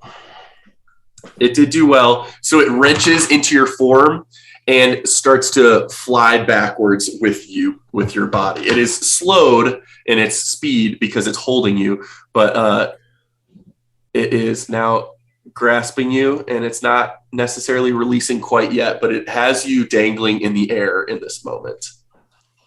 And it shrieks upward to its baby. And that is its turn. And the baby it shrieked up to is going to come down and try and take a bite at you. Ooh. You're not technically restrained. You're only grappled. So you're not, you have enough, I guess, ability to freely move your arms and stuff that you can kind of defend yourself and block its attacks and stuff. So you're not technically restrained, but you are grappled. So your speed is 0. But it is going to use its multi-attack and probably not hit. I didn't even roll the D4 because I saw those numbers. Yeah, after. It's just trying to peck at you and claw at you, but so far it's just scraping on your metal armor. No effect, but you are still dangling in the middle of the air. And it is your turn. No, it's my turn. It is Telperian's turn. He's just not on our initiative thing because it is higher than Roulette's. Wait, what? He's on my thing right here. He is not on our turn order, but I do recall that he was definitely before Roulette. Dude, oh yeah, no, I go he's first. Specifically on mine. That is Roulette. You're before me, but Telperian is before both of us. Chris, do you have multiple versions of our characters on this in GM layer? Oh, I wasn't. No, I wasn't 8, and Steve goes before me because his dex is higher. That's what we said. Oh, then we messed that up last round, but I don't think it made a difference. Dude, this whole turn order is fucked because my tracker is showing all of you guys in order now, but Jesus. Well, I'm not on the tracker anymore either. It is Roulette's turn as well. Yeah. Go ahead, Roulette. It's just you guys are seeing something different than I am, which is frustrating. That's so bizarre. Either way. But so Roulette's turn then Telperian? Yeah. Okay, Roulette, your turn. Yeah, I'm gonna take out my mace, and I'm swinging at Mom with my mace, not doing anything fancy. Got it. Roll it. 15 to hit. 15 does hit. We love that. Let's see it. 6. 8 bludgeoning. Got it. 8 bludgeoning. I am not taking a step back. I'm going to just lower my body. Alfie, help me with this one. And I'm going to have Alfie, same thing, just wand of magic missiles. 2 charges. Just one. Let's see what happens. Okay. No, it's science. It's successfully, yep. You give the command to Alfie, and Alfie, however charges it or presses harder, and 2 charges are up from it, casting 4 missiles. So 4d4 plus 4. 4d4 plus 4. Okay. Yep. 4D4. And 3 charges have now been used from the wand. Yes. Out of 7. Yes. 15. That's good damage. So as you kind of duck, these missiles kind of coalesce around your form and directly impact the form of the Griffin Mom. Got it. I again am cheering on my little pet. That's a good boy. And that is my turn. Telperian. I'm going Griffin riding, so I'm going to try to whip myself up on top of this Griffin's back. Terrifying. Amazing. Make an athletics check to get out of its grapple and wrestle yourself to its back. 20. And it doesn't want to let you do that, so it's going to try and shrug you off. Okay, but you are able to kind of legless style swing yourself around and on top, and you are now successfully on top of a griffin. Whether you're riding it or not is something that we'll figure out later. But anything else with your turn?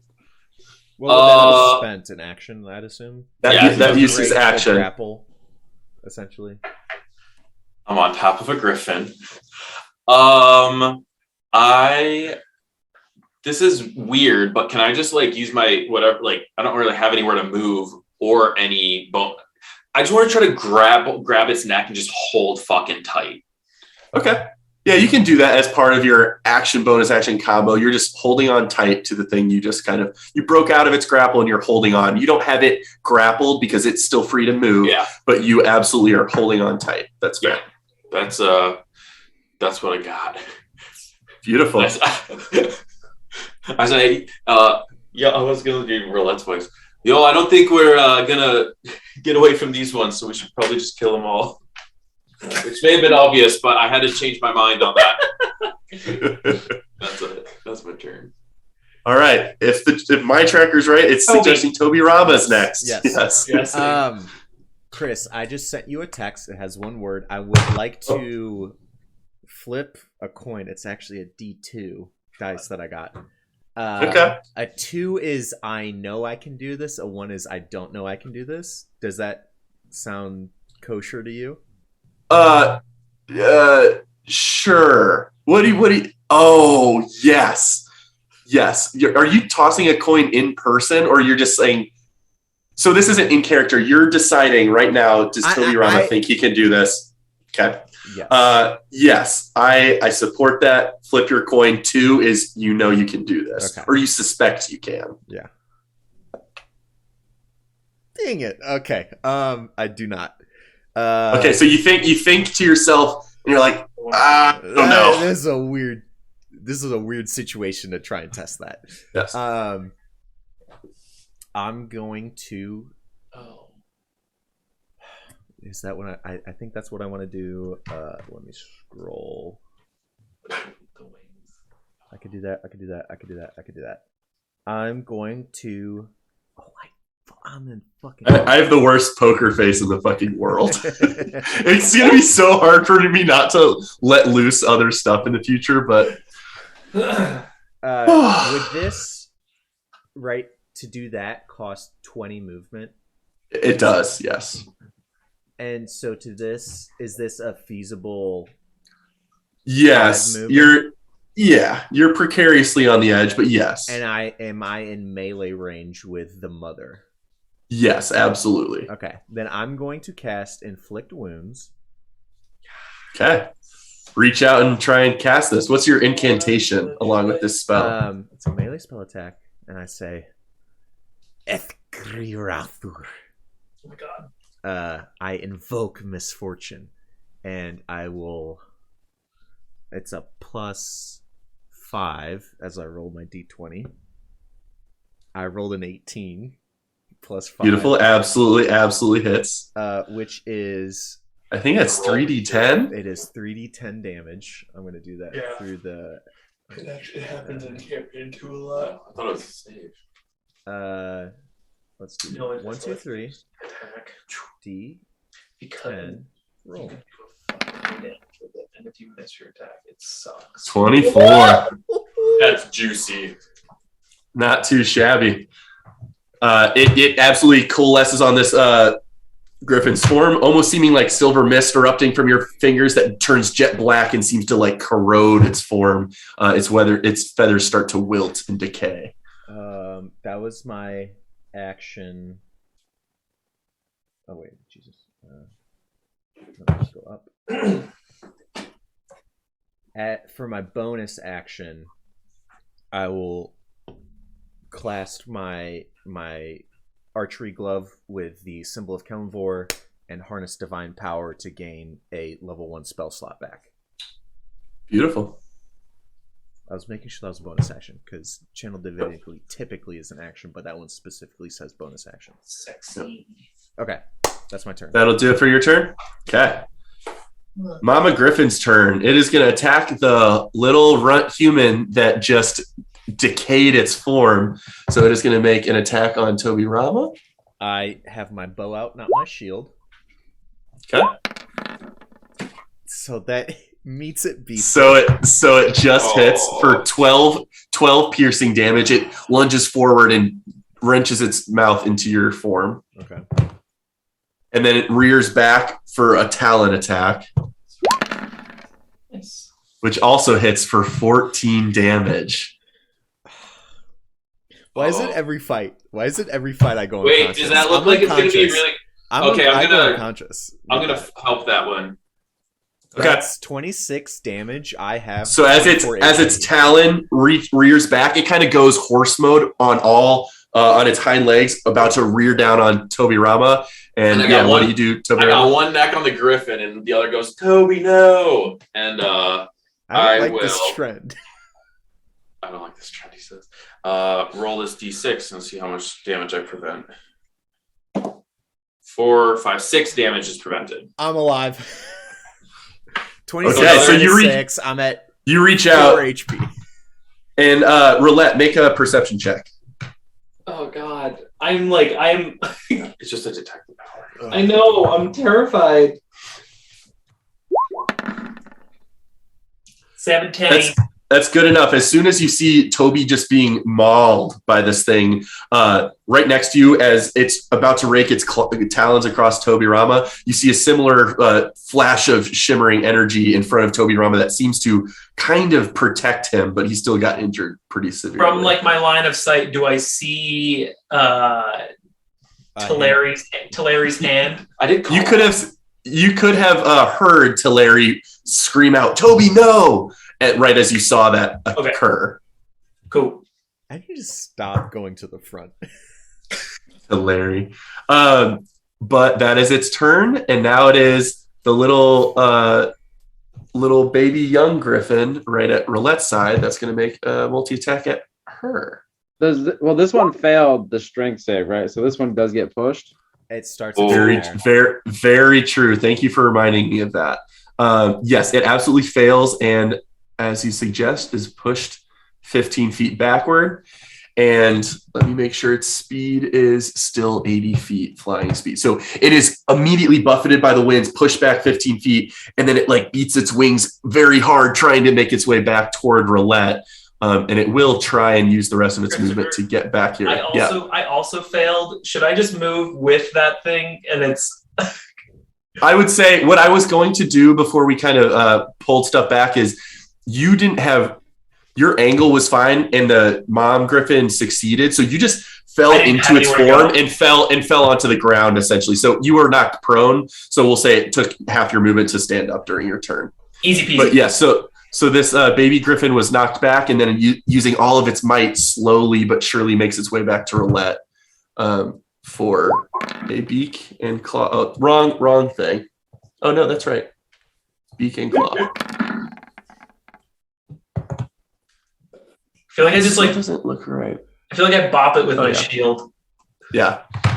And it's hard to get momentum right now being blown back by the wind, but otherwise, it does no damage. Jiri, your turn. Wind still gushing from your fan. Yep, and so I'm going to move here, kind of climbing up those rocks to get a better angle, and I'm going to use my bonus action to redirect the wind so that it's blowing this way and not hitting Roulette. Perfect. Very doable. You do so with a bonus action. With my action, I'm going to whip out my decanter, and I'm going to turn around facing this one and yell hydrophone and aim it at it. I love this. Stop being the amazing. He really has amazing over air and water, and I'm excited to see the other elements come in. Those are the best two elements, though. You're not wrong.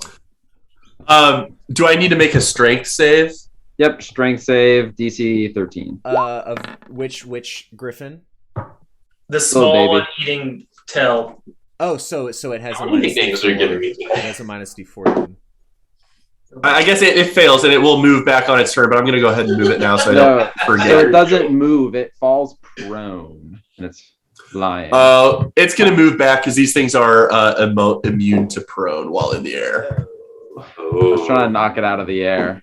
It gets really wet. You just saved me my bonus. It does get wet. Trying to do that. So period. It'll get 10 feet down or so. You definitely push it away and downward with its wet wings, but definitely not fully prone. But it also takes 4 damage. It's a damp parrot. Toby, what? Very well. I was about to say, you and I were.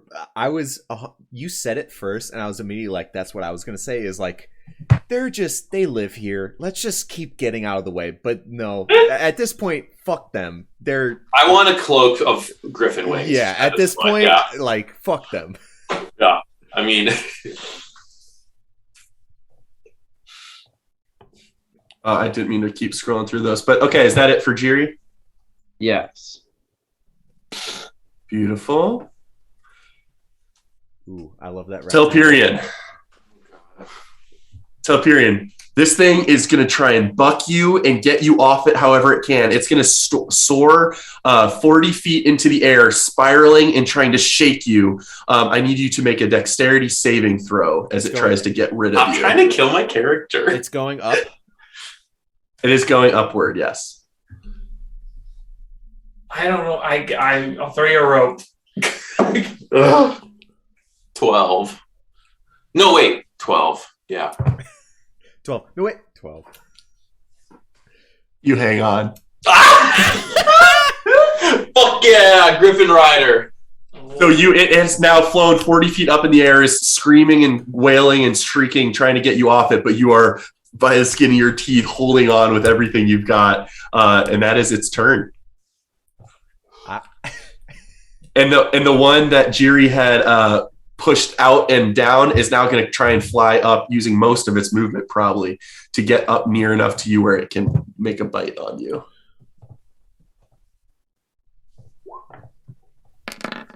Which, like, no way it hits. 18's pretty good, though. 18 hits, right? Wait, minus a D4, right?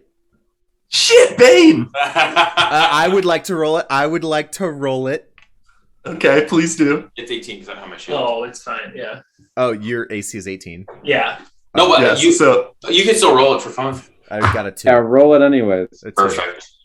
If that helps, my old armor would not have taken care of that. So Ooh. it's a combination. Am I? That's true. Okay, it's Relet's turn. No, it's not. So yeah, it tried to get up to you, but is thwarted by the silver mist kind of impeding its normal aerodynamic buoyancy.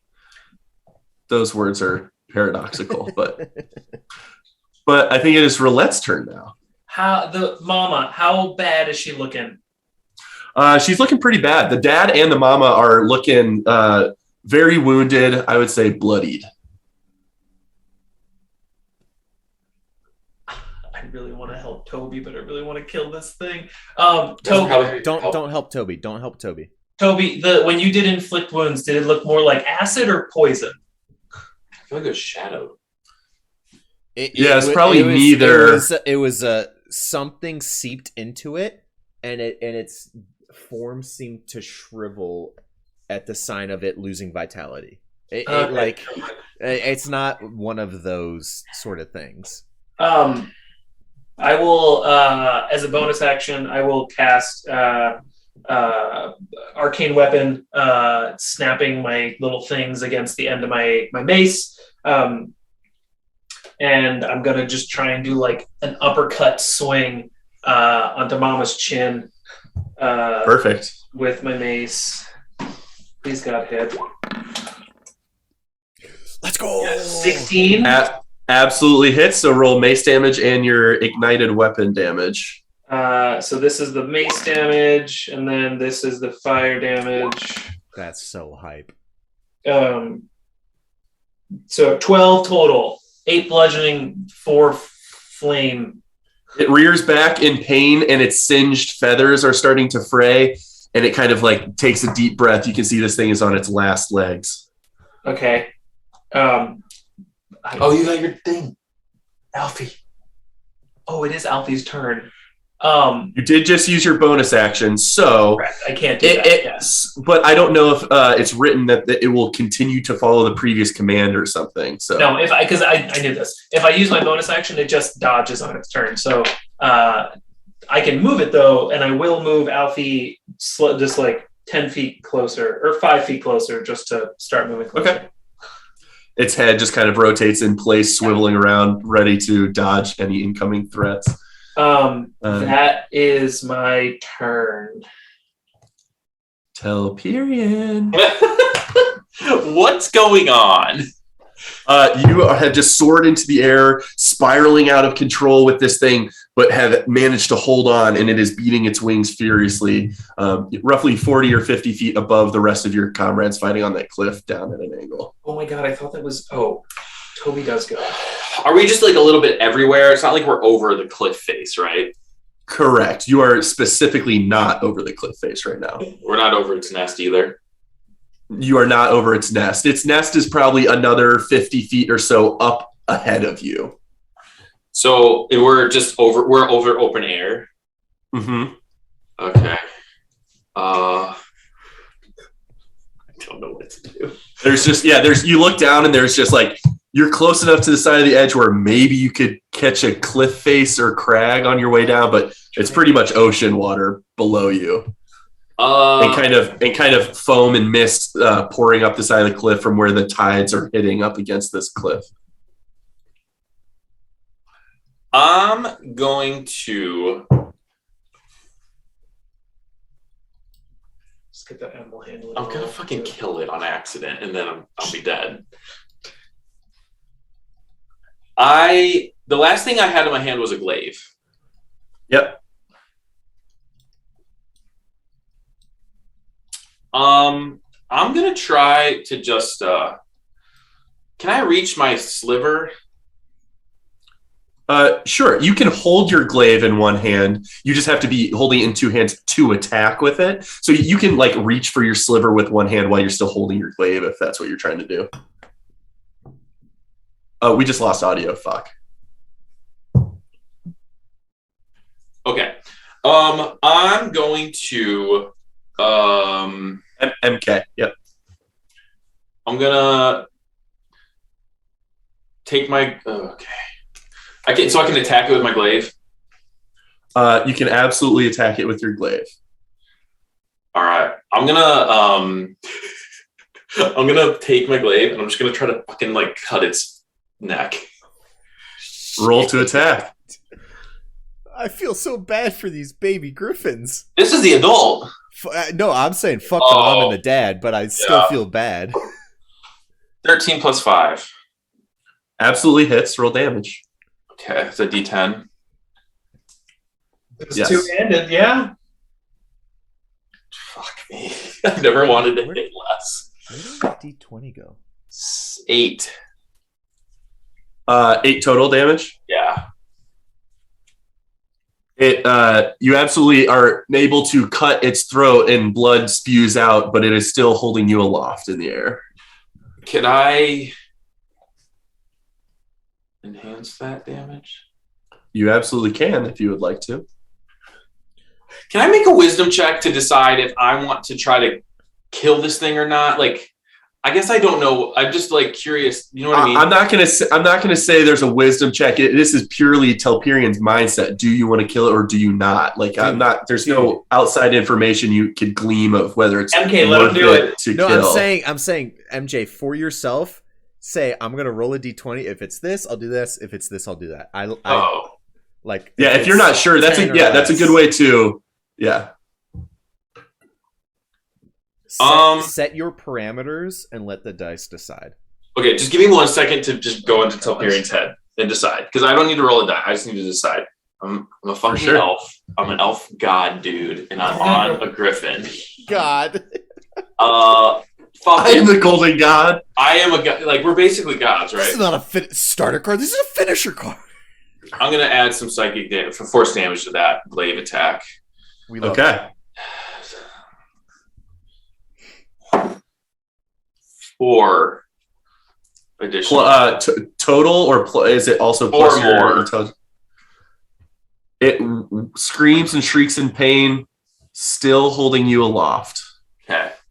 I'm gonna just try to brace myself again. I'm gonna like hold my glaive and like I'm gonna like try to like it's a like you know what I mean. I'm gonna hold each hand of my glaive like around his neck, and then I'm gonna use my bonus action to just like quiet my mind and recover one of my psionic energy die. Got it. If you don't mind me asking, how many do you have of those left? Well, I just recovered one, so I have 2 now to my name. Perfect. Thank you. That's my turn. Deal. Toby Rama. As I flip my coin again, I still am not going to attempt it.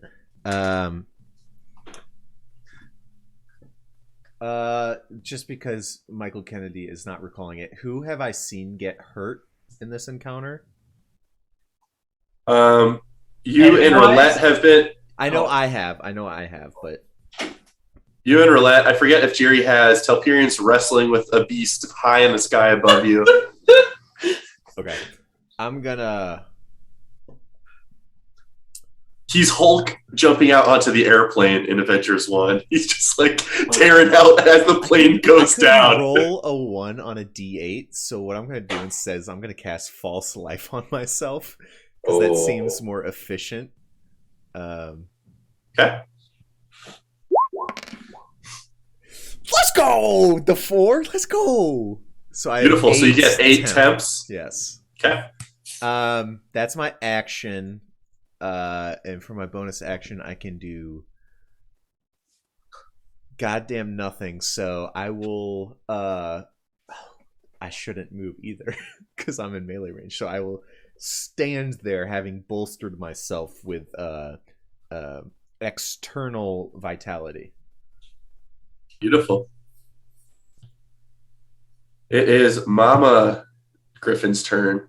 It is going to, I think, try and help feed its little one. So it's going to try and grapple Roulette in front of it. Jesus Christ. Roulette, please make an athletics or acrobatics. Oh, yes, you're right. You're so right. It's got to make that Thank you, save.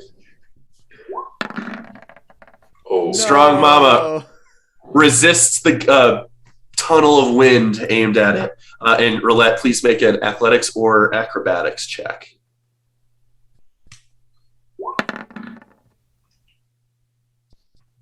I guess it also needs to do that. Oops. pretty good. Versus.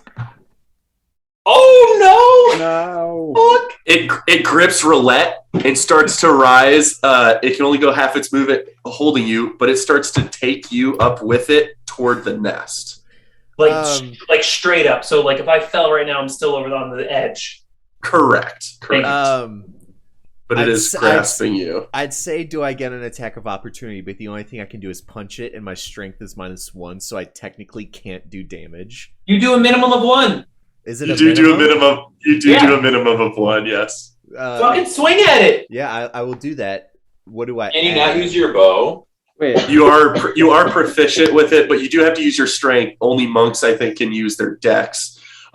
So it would be a strength plus proficiency. So it's a D20 plus 1 for you. D20 plus 1. What I was about to ask, what MJ said, am I not allowed to use the bow? I would imagine. You absolutely can use the bow. It's just going to be disadvantage as it's right next to you when you're technically firing it. I will do that. So I am going to hold control. Wait, what? Why is it not working? Sometimes you got to click into the interface. You're so right. 14? Still hits. Even with the chaos directly in front of you as you knock an arrow and pull it, not getting a great, like with this gust of wind throwing its feathers all around, it's hard to take aim, but your arrow strikes true. Roll damage. 8 piercing damage. 8 piercing. How do you want to do this? How far did it move as he took the attack of opportunity? It was still within melee of me, right? Yeah. Yes. Oh my god. So it has not even moved 5 feet. Does a griffin have 4 lion legs and wings, or is it? It has actually bird, eagle talons up front, and then the hindquarters are all lion. So 4 appendages and the wings. Yes. Okay, I was wondering how I wanted to flavor this. It's kind of a diving to the side. I grabbed an arrow. I didn't know if it was blunt or not, but I got lucky and grabbed a strong arrow. And it kind of just hits it in the underside of the neck as it's starting to lift Roulette, and Roulette, I assume, will get dropped and maybe tumble a bit back to where she was. Yeah, Roulette, just make a dex save. This is not critical, but just make a dex save. Now it's critical. As soon as it tries to take off with you, Tobirama's arrow lodges in its throat, and it just collapses to the ground on top of you. You take 1 point of bludgeoning damage as it falls onto you. But it is now dead on top of you. I turned to Griffin's head and I said... What was that, MK? I was just gonna say I hadn't done this yet, but I'm adding the correct amount of arrows, and now I'm subtracting the one that I shot. Beautiful. I turned to Griffin's head and said, "There's your wife." It starts cawing and going crazier. Bring it. But that is its turn, and the baby griffin next to it is going to try and it's going to shriek and cry that its mom has just been seemingly slain, but it's going to try and take a bite at Roulette. Strength save. Yes, you're so right. 12 misses. So it is successfully blown back roughly that direction away from you. And then again, it's just like these things have very high flying speed. So you're pushing it back successfully, but then it beats its wings very hard and tries to make its way back to you. And it's going to try and take a bite at Roulette. But it's tired now. It is tired. Critter, it has advantage. Yes, you are prone technically, so we'll roll one of those again. Oh, that actually hits. And what about its claws? But 1 point or 4 points of piercing damage as it actually makes its way up to you to try and bite you. Yeah, I haven't cast this yet, so we'll see what happens. There's a little button next to my thumb on my shield, and I'm gonna press it. And something, I guess it's two parts. One, the shield grows slightly bigger, but then also something similar to what I saw Telperion, or I think Telperion did. Some protective shit glows around me, and I will cast shield as a reaction to make my AC 21. Beautiful. So kind of both a mixture of arcane enhancement and mechanical extension of the shield both block the damage entirely.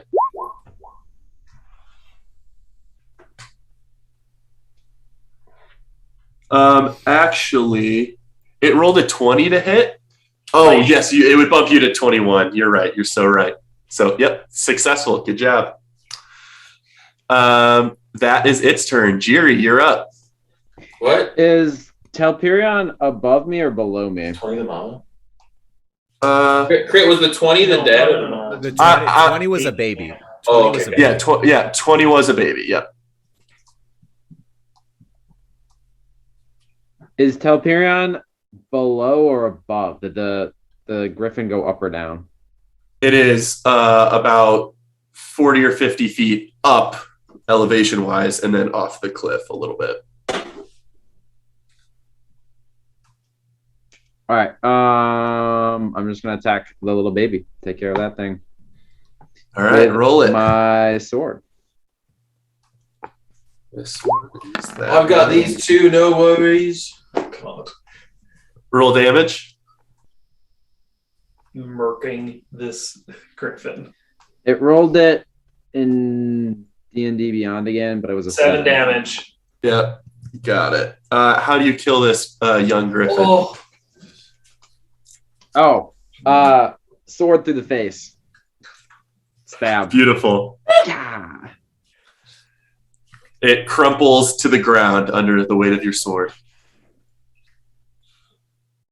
Well done. Better go save your baby. Just taunting this thing. Yeah. And I'll move this way. Oops, not off the cliff. Just trying to get figure out, turn around and try to figure out where Telperion is and see if I can get underneath him. Are you directing your fan in any particular way, or is it the tunnel moving with you in that direction? I'm just gonna Direct it up here. spin it around and aim it at trying to make a tunnel of air upwards towards Telperion. Okay. How far does that thing go? Is it 30 feet, 60 feet? I think 60 it's feet. 60. It's 60 by Okay. 10. It's probably, Telperion's probably experiencing some of the wind flow. It's probably getting up to about where he and his quarry are. I love the ridiculousness of this. I love it. I love it. I love it. And I'll just wait there and shout out. Do you need me to catch you? Yes. Aiming it upward. That would to be about 60 feet helpful. exactly. Perfect. Is that Jiri's turn? Yep. All right. This thing is going to give it everything it has to buck you off its form. Can I argue that it should be a strength saving throw since I'm trying to hold on? Yeah, you can. Yeah, I think you can make us athletics or. Oh, I see what you're saying. You're asking You for said saving dex throw last instead time, of.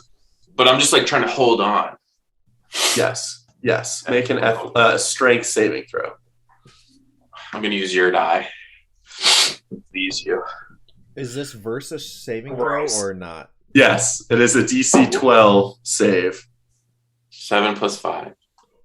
Well, Beats 12. it. Beats it. You fucking barely hang on. You even may lose your grip for 1 second, but then feel another I'm so chunk of badass, muscle I to can't let hold on go. to. Yep. You managed to hang on. That is its turn. And then its little baby is going to fly up towards you and try and peck at you. Cringe. Ooh. But that'll It's- minus a D4. Minus a D4. I Yes. still am. Roll- Oh no, I've gotten hit twice. I should be rolling concentration. Yes, although you do have your focus circlet as well, which is an additional +1 in this situation. In this situation, no, it's a +1 because it's equal to the spell's level up to +3. Okay, I got hit by the first thing for 12 damage, so I just again have to beat. Just roll 2 basic saves. It's just beat 10 both times. No, I missed on the first one, so he's I not tell playing the- anymore. As a little griffin scratches me with its whatever or claws 3 me, damage. I say, young Griff, I'll adopt you. Oh my I need God. to pay No. attention to concentration. No. We're not doing another campaign where Michael Jacoby gets a little pet. Named Griff, Exactly. stealing it from Tim. Him and I both need this. God. Oh man. Does the griffin that I'm riding move anywhere, or is it just in place? Still in place. It probably moved up an additional 10 feet during that. It probably needed to make a saving throw, actually, being within the gust, At the start of its turn. which it failed. So it would have been pushed up a little bit as well. And So take you're damage? now Is that what it- 15. I don't think it takes damage. The decanter would have done some damage, I guess. But so you're a little higher now. But that is those things' turn. Roulette. I'm going to get up from underneath the bloody Mama Griffin, and I'm going to start running towards Alfie. I forgot his fucking name. Alfie, come here. And I'm going to take out a rope and using my action and Alfie's action, I'm going to tie a rope around my waist and then have Alfie like thread a rope through himself. And I'm going to just try and line myself up from like directly underneath wherever Telperion is.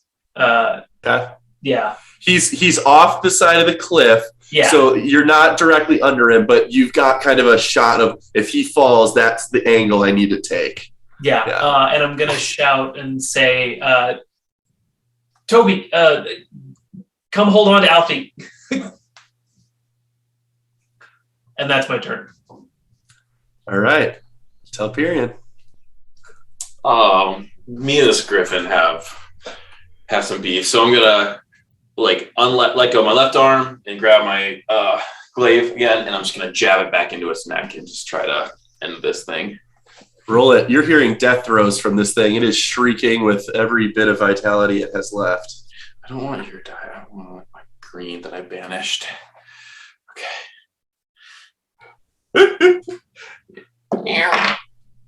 15, 20 total. You hit. Roll damage. Okay. 9 plus 3, 12. That's 12, right? Yeah. You 12. successfully stab into the side of this creature, and it goes limp as you start to fall. And then I will. Can I It's just falling straight down, right? It is starting to like spiral helicopter style. And it was like minimum 40 feet up. I would say 50 or 60 feet up. Yes. Okay. How much do you fall in one round? Yeah, I was curious about that. 30 feet. Like I think you with feather with falling gets you to with feather fall is 60 around. Yes, I think it's like if you did the math of the acceleration, it's like 1,000 feet per second. It's more than you think. But you're aboard a fairly buoyant creature whose feathers are designed to slow and buffet wind to keep it aloft. So it's probably slowing your descent, but you're suddenly falling rapidly. From a turn mechanics perspective, like he doesn't start falling till the end of his turn. Oh, yes, I know what I'm going to do. It gets a little loose with that, but yes, This is really simple. I'm going to use my action surge, and then I'm going to burn a psionic energy die. I can move an object with my mind, so I'm going to try to move the griffin down towards the ledge. Don't say down. Say to the side. I'm going to try to lift the griffin up at the ledge. Okay, so you're preparing to try this. Like you're starting to focus your energy there. I'm using all of my action surge, and then I'm using all my energy, my telekinetic energy, to take the griffin and shunt it into the wall. So if the two of us fall, I'm just trying to make us fall on the ledge. Using your action surge and your additional action for telekinetic movement, you can do this. This is not an unwilling creature. This is essentially a loose object at this point. And does it specify large or smaller? Large or smaller, or one. It is a large object at this point. As you're falling and you grip it with your telekinetic grasp of your psionics, you start to feel you can tug this thing in your direction. As you start to plummet, before it even gets to other people's turns, you and the creature can successfully, I'm bringing a lot over with it, you fall past the cliff face of where your allies are, but you collapse into this ledge down here, roughly 20 or so feet below your allies. And then I call up to them and say, and that's Teleri Moonchom. Oh my god.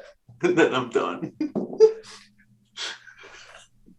And you haven't used any movement, so you could technically get off its back or just right yourself on steady footing. I'll do that, and I'll get my glaive in hand in case my little son comes back down to me. As Great. that was Tobirama? As that was happening, there was falling happening.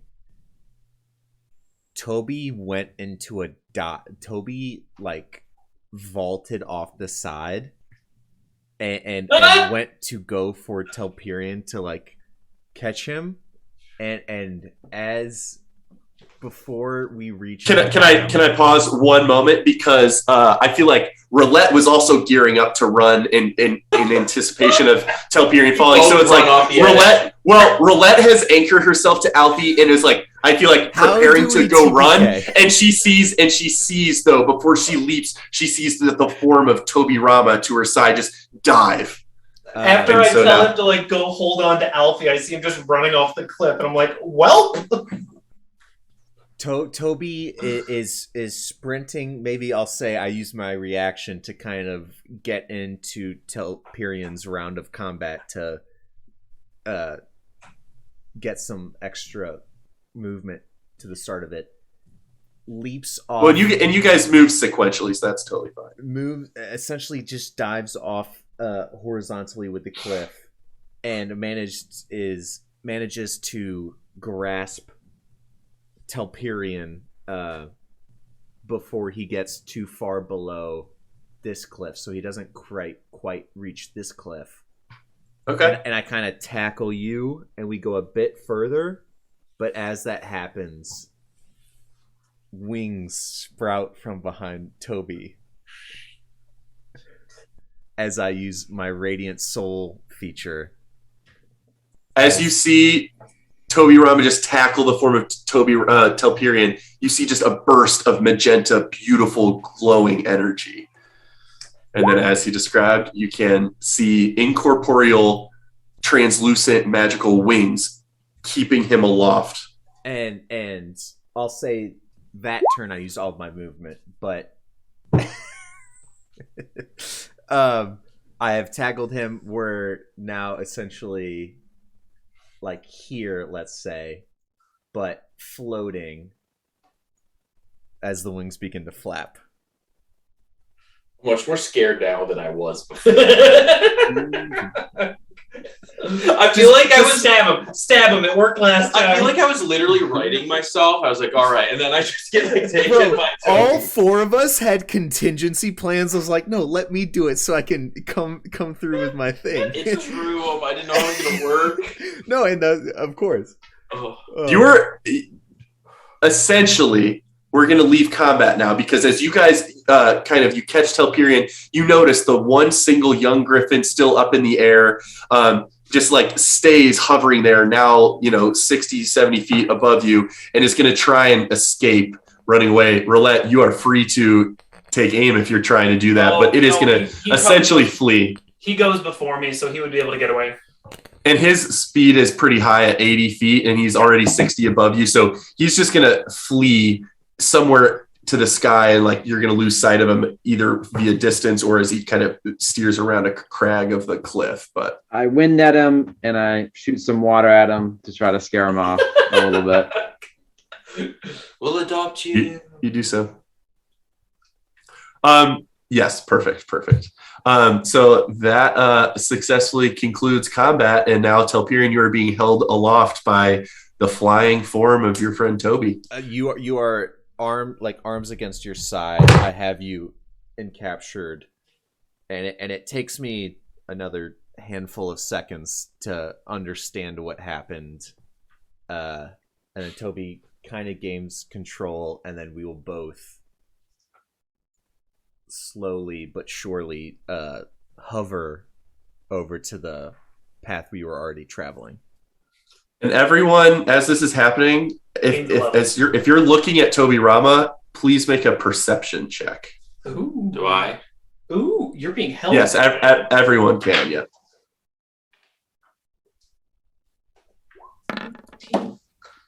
Oh, 20. 14. Toby Rama, you also notice this kind of instinctively, but the rest of you can very clearly see these brilliant magenta wings are graying at the bottom and almost withering and dissipating into nothingness as slowly over the next course of a minute, these are going to shrivel up and decay into gray and nothingness and then cease to be any longer. But in this moment, before those are gone, you're just noticing this effect, this dissipating energy toward the base of the feathers. I do have a question. Is it that they start as a bright magenta and from the bottom fade to gray? Or is it at the start there's a magenta at the top while the lower area is gray? In general, when you trigger it, they're full magenta. Brilliant, beautiful.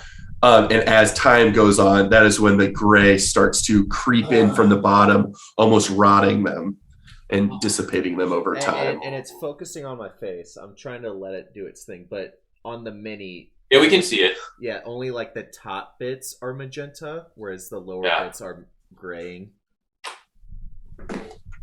I say, Toby, do you think Reese saw that? Who the fuck is Reese? He's on the Are you okay? Oh, I'm going to. I am at this moment going to spend my last 2 spell slots to cast Cure Wounds on myself. God! Holy shit!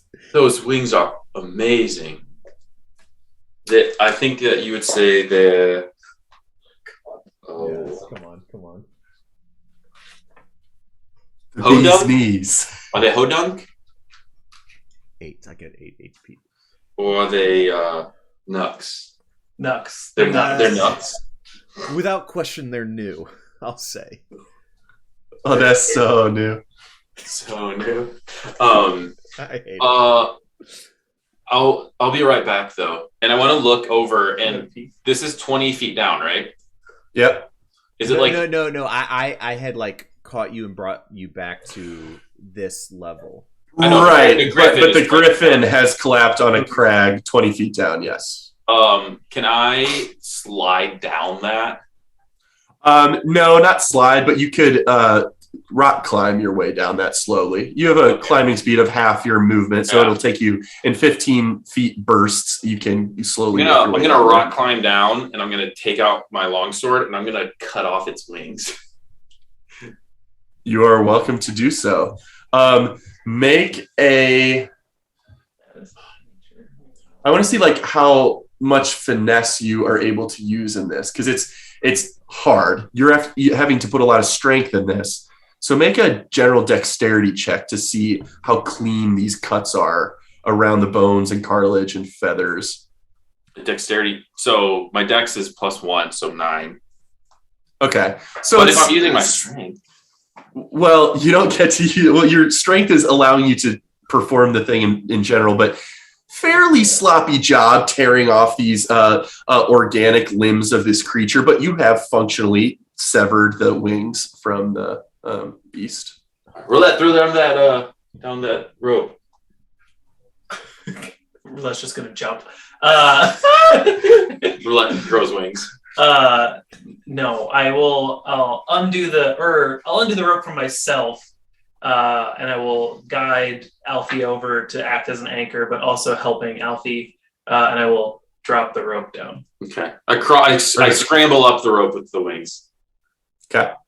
Yeah, are you affixing the wings to yourself somehow? Yeah, I'll like weave them through my backpack so they're like attached. They're probably also, just of note, they're probably each 10 pounds. So like fairly heavy, but you could also like use some minimal psionic energy to help hoist those as well. But yes, you're able to functionally get those up to the main ledge. As I'm like hoisting Telperion, I start talking to Alfie, and I'm like hand over hand. This one can move shit with his mind. This one can literally fly with his fucking puffy armor, and now this one has wings. And here I am, tying a fucking rope around my waist, going to jump off a cliff. This is about the time where the gray has crept up towards the top crest, and they begin to fade away. Yeah, just almost like ash in the wind. As it gets to the very top, just gray dust kind of just blows off into the wind. Magic particulate energy. I will help Telperion up the rest of the way. You're able to get up. Toby, or I guess Telperion, how are you guys? Larry, we gotta talk about this. Telperion's my name. I used Teleri as a fake name. I don't believe they're around us anymore. I think that was his intent. Telperion. Jiri, how are you guys feeling? I'm a bit worse for wear, but I'll be all right. Jiri was like probably halfway through like undoing his boots, you know what I mean? Like he had his like untied, and then he saw Toby go flying out the cliff. So he'll retie his boots, and then he'll be very interested and be like, Toby, you never told me you could fly. That's crazy. Tell me all about it.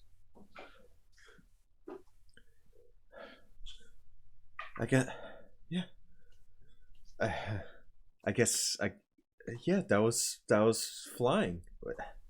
Were those wings? I look at his back. Do I see any? Yeah. Are there any like wounds on his back? There are no wounds or gashes in the leather armor or cloak that he wears. Nothing seems to have shoved its way through cloth. Yeah, you had wings just like the birds that were attacking us. I saw them, and I saw them in my dreams last night, the night before. Two nights ago. You saw the griffin? Dreams. No, I saw that purple in my dreams. And I'll like make the light in my hand, and I'll just be like, it was this color. and much like the light, it began to fade. Do your dreams usually come true? And as your light is in your hand, you can already see it kind of dulling to that sickly gray color that your wings did, in fact, just take that same color palette. But What was that, Jerry?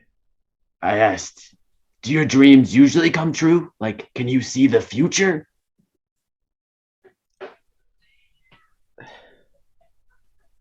Maybe that was why I jumped. I don't know. This has not happened to me before, I'll say.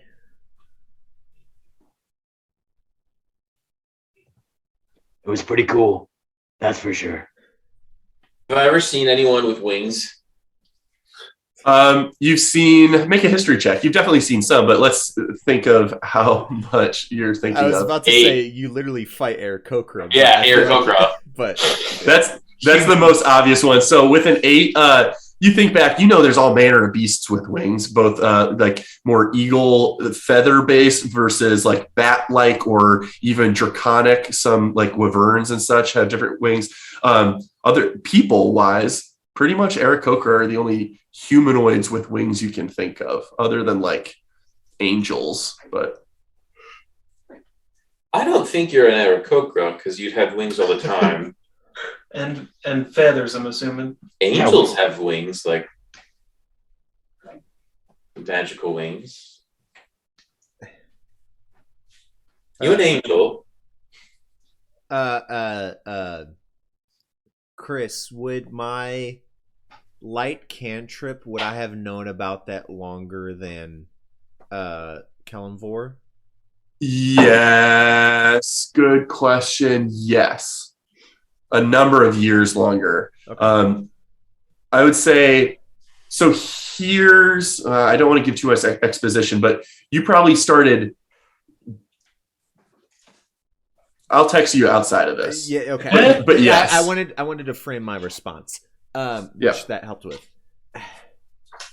And I'll do it again, the light, which is a bright magenta, and it's like, there's no question it's the same hue and it's the same gradient into the gray. Yep. This has always seemed separate from what I'm assuming is Kalimvor granting me some of his power. Am I an angel? Why, I don't have any reason to say yes. I hate the word hero. Am I an angel? It's just the way you asked that was super funny. Do I know that celestial would be an angel thing? Pairing the two, it is very clear to you that celestial is the oldest, especially it's taught in your culture, because Elvish is one of the oldest languages in existence. Even Fey creatures use Elvish script in their Sylvan language. Celestial is the most ancient language of the gods, and very few people in your extended culture speak it or are learned enough in it to use it. I know he spoke it though, right? Yes. Yeah. I said, well, got wings. You speak the language of angels. Maybe something to think about. And I pat him on the back and I say, thanks for the catch. And then I want to go try to harvest the wings off the other one. You're welcome to. Make another dex check just to see if it's particularly sloppy or cleaner. 12 plus 1, 13. A bit cleaner, these ones. So just of note, jet black wings on the father. Those are the little bit sloppier ones. A beautiful kind of ivory gray that are cleaner from the mother. And I want to check in and see what Toby's thinking right now. Toby has retrieved the coin. I don't remember who had seen the coin. The Auroran coin or the Belladonian coin? Yeah, was it Damien and Roulette or was it everyone? It probably is everyone at the table. I'm holding that in my hand and just and like an inquisitive look about him.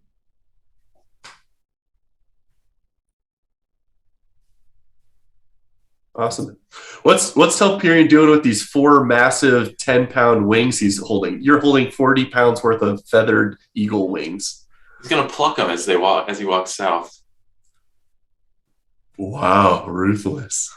Love it. So is that what you guys want to do? He said he wanted a cloak of griffin wings, feathers. Yep.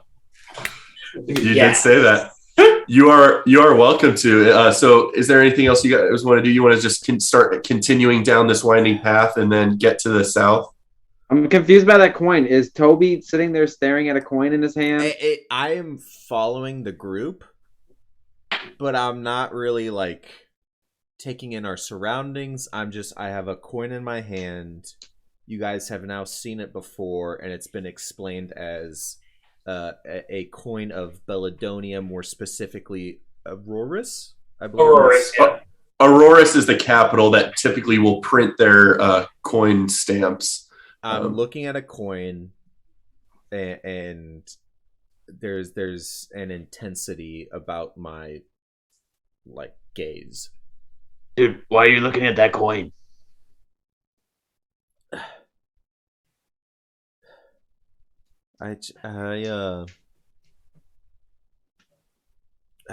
Telperion has sparked a curiosity in me.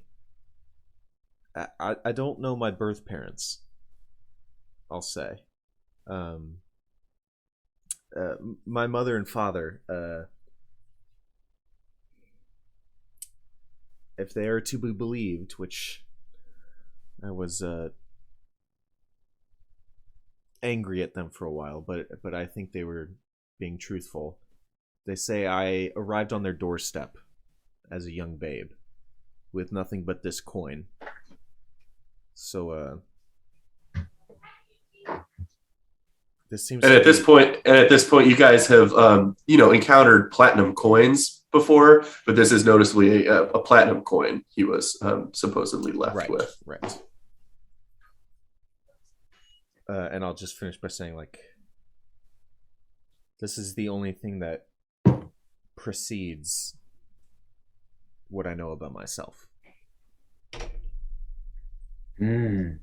Interesting. Is it a magical coin, or is it just like a normal coin?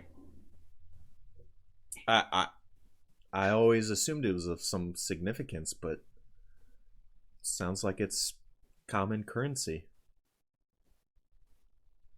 So you got no clues as to like what it could possibly mean? Roulette, you seem to be able to determine things' importance or intended purpose, but I've been able to detect magic, as it were, for some time now, and nothing from this has ever pinged my interest.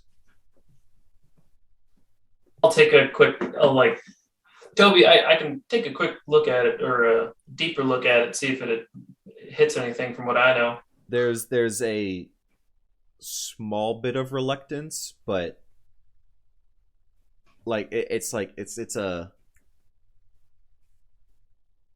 just an offhand thing that it's just like, I don't want to give this, but I trust Roulette, so I hand it off. And I won't reach out until you kind of give it to me. And then while we're walking, I'll do a quick 10 minutes of identify on the coin to see if anything comes back. You are able to successfully do that. Nothing of note suggests that it's enchanted or magical or anything that can be detected with such low-level divination magic. Perhaps there could be more to be gleamed with higher-level magics, but nothing specifically jumps out to you. Toby, it seems just like a standard Auroran coin. If it makes you feel better, one of the things I did, this morning, I sent a letter back home to my dad and my mom. My dad makes his way to the capital every now and then. He knows a bit more than I do. I asked him about the coin thing you had described, as far as being left with a kid, and I'll see if he knows anything about it. I wouldn't expect a response for a few days at least, but it might be something he knows about. Toby is like, like before Roulette reaches out, Toby is like expectantly waiting. Like there's no like sinisterness to it. It's just this is part of him, so he's eager to have it back. Takes it. So. As you guys are walking, conversating, Telperion, roll a D100 twice. What does that mean? You take this much damage. 62. 99. 62. And then another one? Oh my God. 80. You fall off the cliff and take 142 points of damage. You are able to You are able to successfully pluck, after the damage and wear and tear from the wings, you're able to pluck 142 griffin feathers. Hype. Are they a varying white and black scheme? Yes, varying color scheme. So a lot of jet black, and then others are pretty ivory, white, gray, and varying sizes as well. But 142 nice quality feathers. I should say I was doing it with my mind because I was holding out the wings and I had my bag in one hand, the wing in one hand, and I would pluck them and put them in like the bag. Got it. And I also was thinking about this, and the way we'll say that amount of griffin feathers weighs 2 pounds. And then the way that I chopped off the second ones, I got smarter. So I lifted the wing and then I could like chop through. Just keep it, pull it, have the tension that way. Deal. I'll picture it.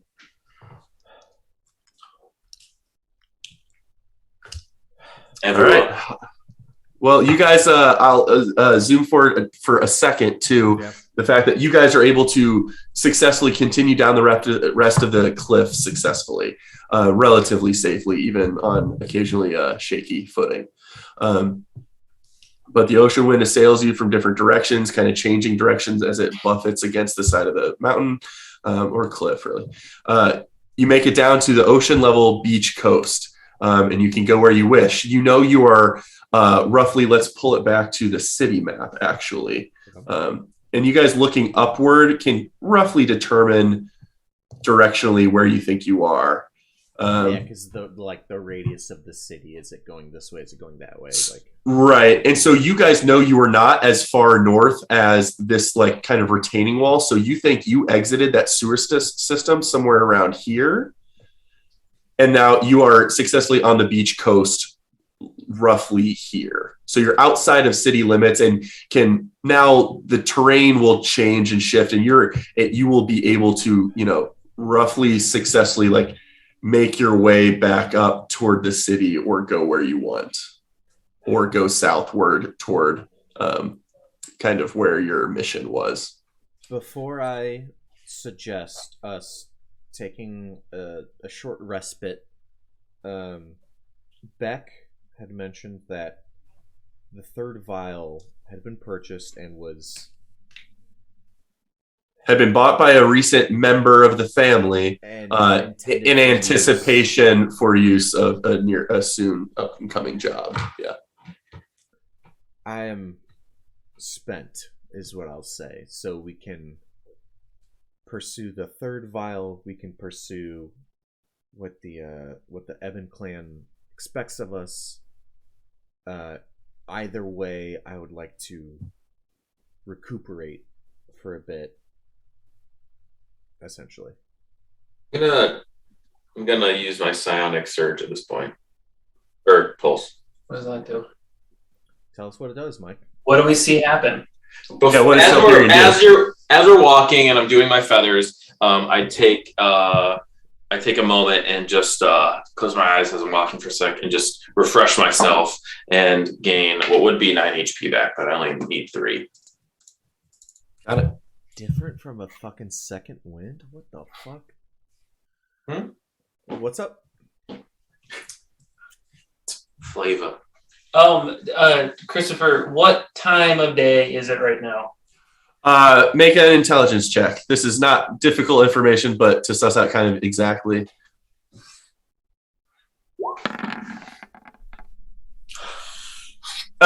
It's afternoon. The sun's not directly ahead of you. It's like a little closer to the horizon. So it's I like probably can't afternoon. see it. It's like because I like where the sun is setting in. Oh no, west. Never mind. It sets to the west. So yeah, it's definitely like closer to the horizon than direct noon. But you're staring up. You almost blind yourself. You're like, I don't know if it's 2 or 3 or 4 or whatever. But I got chatting Roulette up about Belladonia, and she can't really focus and. And maybe it's one of those moments where you've been taught the cycles of the sun, but you're like, but it's in the fall, so does that affect things? And like, so it's like something up, but yeah. I've never been we're this past noon, objectively. Roulette determines. I don't know what I was gonna say. I'm certainly a fan of a rest after a combat like that. So we have a couple options. I don't know how we'd find that vial. I think we could just let that one go. He'd be happy for any back. So we could rest, go south and get some flowers, kill some spiders, or we could go drop off this note, recuperate tonight, and then go south tomorrow. Was there a expressed time limit? I know we gave the week-long thing, and I would imagine they were thinking about that as they provided us things, but did they say anything about within the day? Make an insight check. No specific information was given, but with your insight, you could have gleaned some level of urgency from the 2 tasks. 22. 22 is pretty good. The matron handing you something like very kind of clearly stared you guys down when she handed over that letter of parchment in a way that was indicating focused attention, just indicating, like, if you're trying to prove yourselves to us, like, let's see if you can manage this. So that doesn't necessarily give a timeline other than, maybe soon-ish. But that is like, she may not have been willing to wait days for that to take place. For Beck's request on going south seemed very anxious to get that done. She was waiting on a supply from there a couple days ago. Taking that recalled perception of Beck, Toby will say, let's rest for a moment, and I think we should head south. We're already on our way,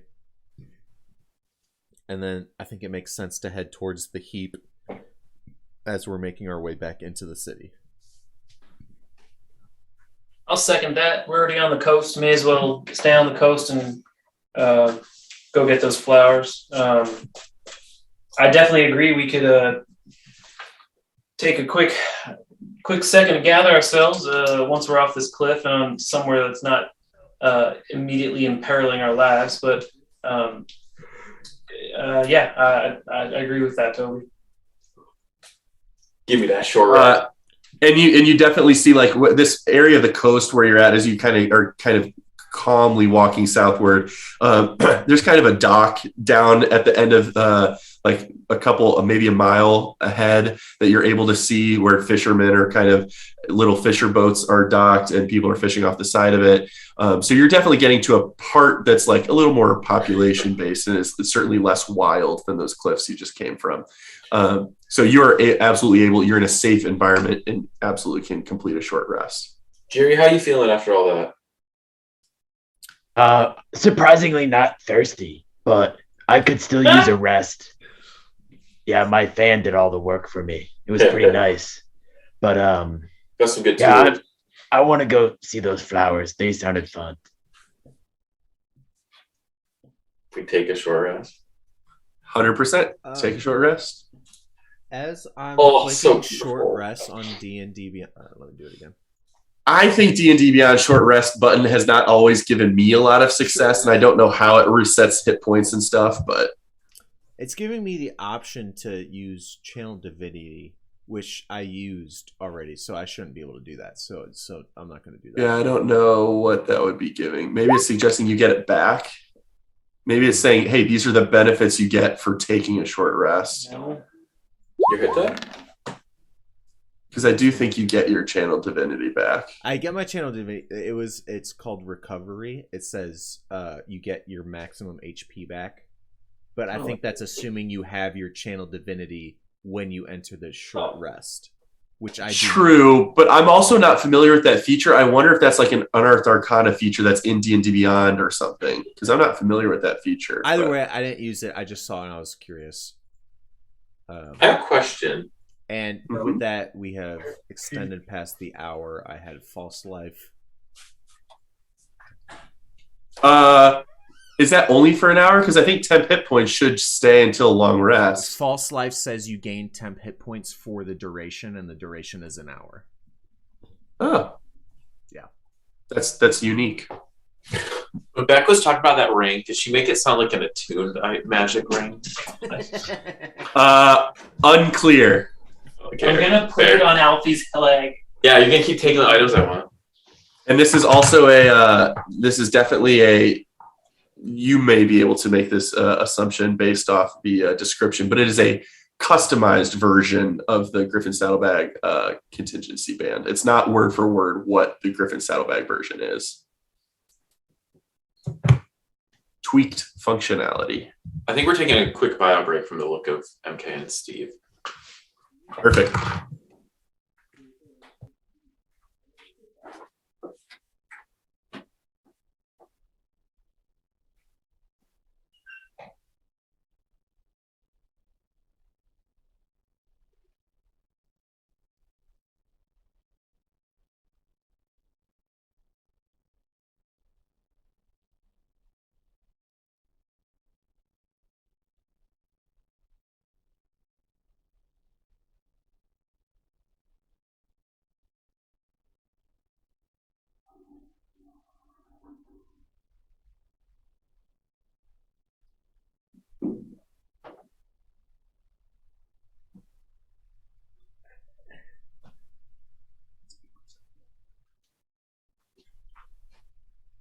Can we take a break?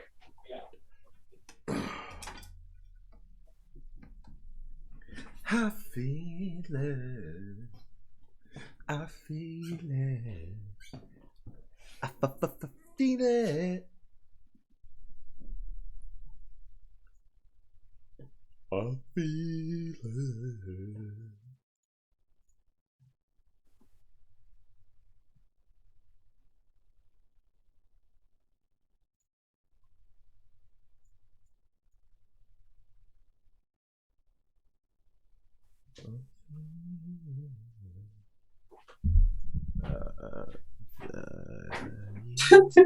I should MK burping. Go die, you nerd. Don't jump on it. Archie. I feel it. Sure. Well, maybe I'll open it red if we have one. I feel it. I No. feel it. I feel it. Oh, we got red left.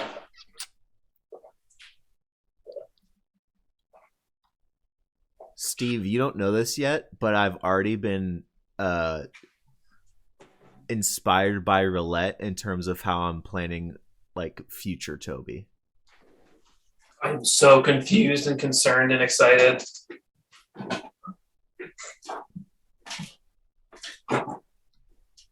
What is going on? I want you to like jot down specifically what made you think of it. I'll tell you. I can tell you right now, and it's not a spoiler. It's just picking up a stone and saying, "Oh, it lights up now,"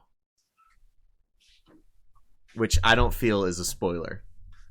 Oh, interesting. Interesting. MK, I do realize in hindsight it would have been so cool. Did you pour some white wine? I just got open a red. No, there's no apology necessary. We all played it like how we would play it. So Yeah. which was important to me, but I was like, oh, I'm right after him. This works. But then you pulled out your trump card and was like, oh, I'll be okay. And I was like, shit, I was planning on him not being okay and doing that to make it. It was the perfect moment for you to do that too. So it definitely, I'm glad you got it out. I kind of forced it into existence, essentially. Take those. You want a White Claw or you want white wine? White Claw. Feel it in your energy. White Claw. White Claw. I feel it. And so that's why it's good. Like if it didn't have proximity chat, Castle and Cask. Tim, I am so sad you're an hour ahead of us as opposed to behind us. I know, it was so much better when I lived in Denver for only that one reason. Is New Hampshire? Yeah. I'm just gonna let you. Is where you live now just better than Denver in every way? Where do I live right now? Concord? Yes. Which is in what state? New Hampshire. Maine. New Hampshire. Yes, you got okay. it. Better in every way. Damn. Is the weather better? Yes and no. It's nice that it rains here. It just rains actually more than I would like right now. It's very. I don't know. I guess Madison's just the perfect in between. Yeah, Madison's pretty good. Just to come back. I don't know that I've ever taken the time to ask this. I'm assuming you guys met as teachers in Madison. As a grad school. Grad school. I latched on to Tim. He was at the teacher. We had this place we went for the summer where we like worked with like preschool kids, and we were at the same site. Did Tim teach you about D&D, which led you to learn about Critical Role, which led you to telling Christopher about Critical Role, which led to him about D&D? My decision to become a teacher and Tim's decision to become a teacher, it like was life-changing for all of us. I love that. That's so awesome. In more important ways than professional. I'm trying to think how long did we know each other before like D&D came up? It definitely came up in like January and February. Like that's when we started, I think. So like pretty early on. And you had been telling me about it, and we had some game nights beforehand. Mm-hmm. Oh my god, I'm always now thinking about how does that topic come up, and how does someone be like, no, I know what you think about it, but let me convince you. Essentially, you just gotta put it out there. Which I feel like as the years go by, the tendency for someone to be like, oh, that's lame, goes away. Because early on, it was like, oh, that's the devil. And I don't think I was a hard sell, and Tim was like a good salesman about it. So like, it clicked pretty fast once he started talking about it. Once we had the time and made it happen. That's weird. Yeah, and you can usually tell people that would be into it because if they like reading fantasy books. Yeah, it's just like, if you enjoy high fantasy. Yeah, there's nothing you're gonna that's like going to D&D. be like, oh no, that's not for me. It's like, no, that is. It is. Yeah. You know what's really weird? My sister got into it without like really realizing like how into it I am. And she like played the other day and she like texted me about it and I was like, wait, what? How did like younger or older sister? Older sister. Wow. She's 31, yeah. That's crazy. What game is this? She D&D. like D&D. She played with gotcha, her husband and like some friends. They like started Curse of Strahd. It is wild how quickly it became so like encompassing in scope, because it was 2019 when I was in North Carolina that I started watching Critical Role because of Christopher, and like within a month I started my job at Target, and the girl who was like interviewing me and another potential employee was like, what are you guys into? I'm like, oh, I just learned this thing about D&D, and she's like, oh, I just started playing too. I'm like, what is going on? Like it's super pervasive and ubiquitous, but it's like hiding in the shadows. No one knows everyone does it, but everyone does it. It's the most hidden, ubiquitous thing there is. Yes. It's also funny because at work, I have now learned of at least 10 different people that play. That's so cool. None of them know I play, and I don't talk to any of them because these are people I really am not interested at all in like engaging with outside of work. But I'm like, but wow, that's so crazy that so many more people in my immediate sphere of influence play than I ever realized. Dude, I have like DM grandchildren. Like, Yes. no, I do because Critter's one of them. Well, I would say Michael's one of them because Tim and you got me into it, and then I got Michael into it. Right.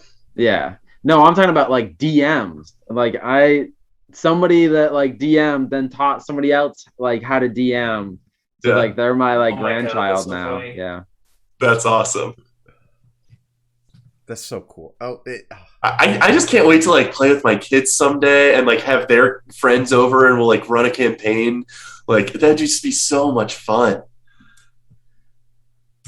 it's I'm kind of it's pissed the it wasn't part of idea- our oh, upbringing. man. Yeah.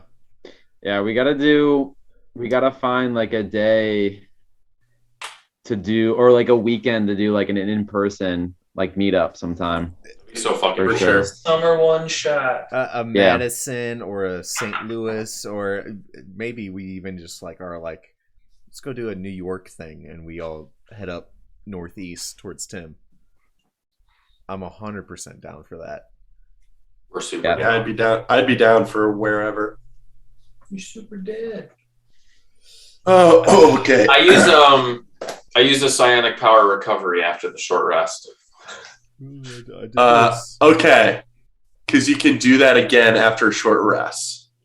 Gotcha. So now you have 3 die. 2 die. So I used one. I can use one. So just to clarify, I feel like That's right. The guiding the trajectory of your fall was another one, which was not the free one you get. It was you had to expend. You just got it. So Mike you have 2 Jacoby left. just feels like clarifying some mechanics that you guys just saw. I have 4 psionic energy die a day, and then I can regain 1 per short rest. And using you can use the stronger telekinetic movement 1 time for free, and then you can burn a die to do it again. There's some other things going on that I don't need to explain all of it, but I feel like just making that part transparent. Telperion being what I'm assuming is a fighter class with some subclass going on. I'm so A celestial warlock. I'm enjoying his like. I don't know what is going on with Telperion, and that's like I don't know what's going on more than Roulette and Jiri, and I'm loving that.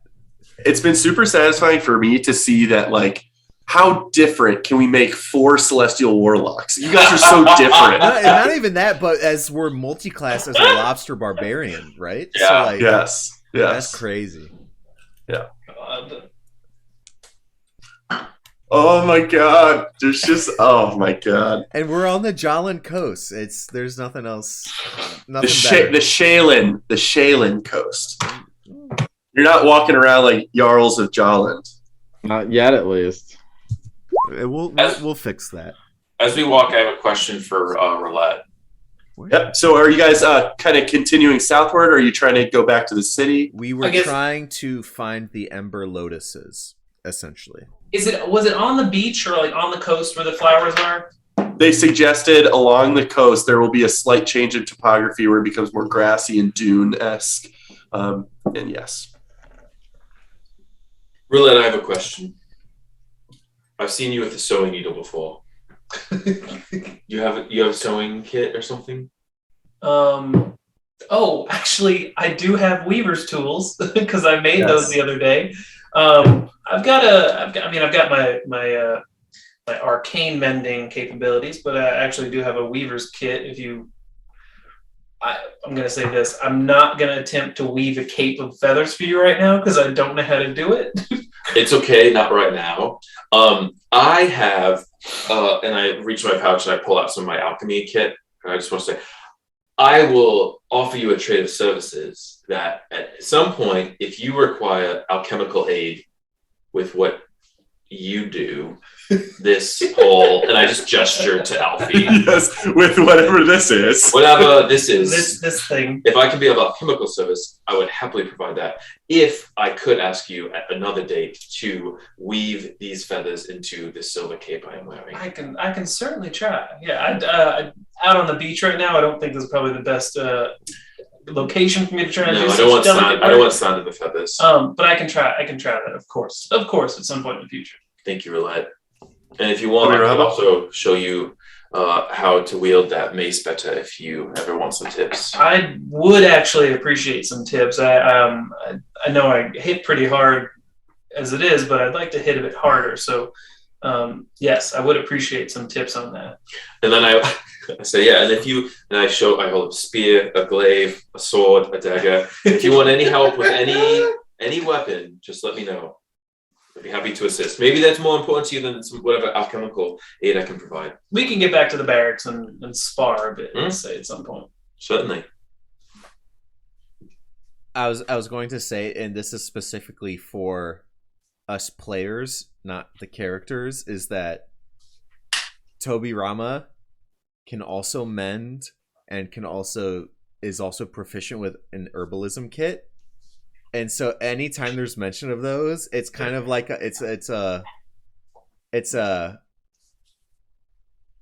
he wouldn't dare intrude on something someone is proud of. He's like, I can do it too. If that's the bad way to interpret it, he's like, I don't want to. Telperion is proud of that. He earned it. I have also earned it, but he seems to be focusing on that. So I have not brought up that, and there was the one time I used the mending thing on Jiri's Tabby, I think like super early. Like probably during one of the wolf bites or something, maybe. Session 1, maybe Session 2. Essentially just like Toby is always like allowing people to get their small victories where they are. Which is so funny because I can't not think of like not in a condescendingly way, but you're like very much allowing them to thrive in what they do. Not in a condescendingly way implies condescension. Yes, but I'm trying not to do that. I know, definitely acknowledged, and I love it. Yeah, you're letting people thrive at what they are good at. Then you'd probably let Roulette mend Jiri's Tavi more frequently then? Right. Like, I know that I can do it, but I also know that Roulette can do it, and the fact that she offers it up first, there's no need to be like, oh, but I could do it. So, there's no need. It's the effect is being had, and yeah. And the only other thing is that, like, Telperion is mentioning, like, oh, I know that these plants can yield poisons or salves or whatever. Toby's like, oh yeah, he is right about that. But he's just taking a bystander role. He's got some wings to take care of. Yep. So you guys are able to continue journeying south. You keep making way past docks and small clusters of buildings and even some residences, and then like some very few like rice fields and crop lands that definitely are more marine friendly that can be set up this far on the coast. And then you start getting outside of what is probably considered territory of Ostennis proper. And you make it toward kind of the major dirt road thoroughfare that leads southward from the city, the Maritide Road, which I will type out here in chat. Compared to the Eventide Road that you guys entered the city from to the city's east.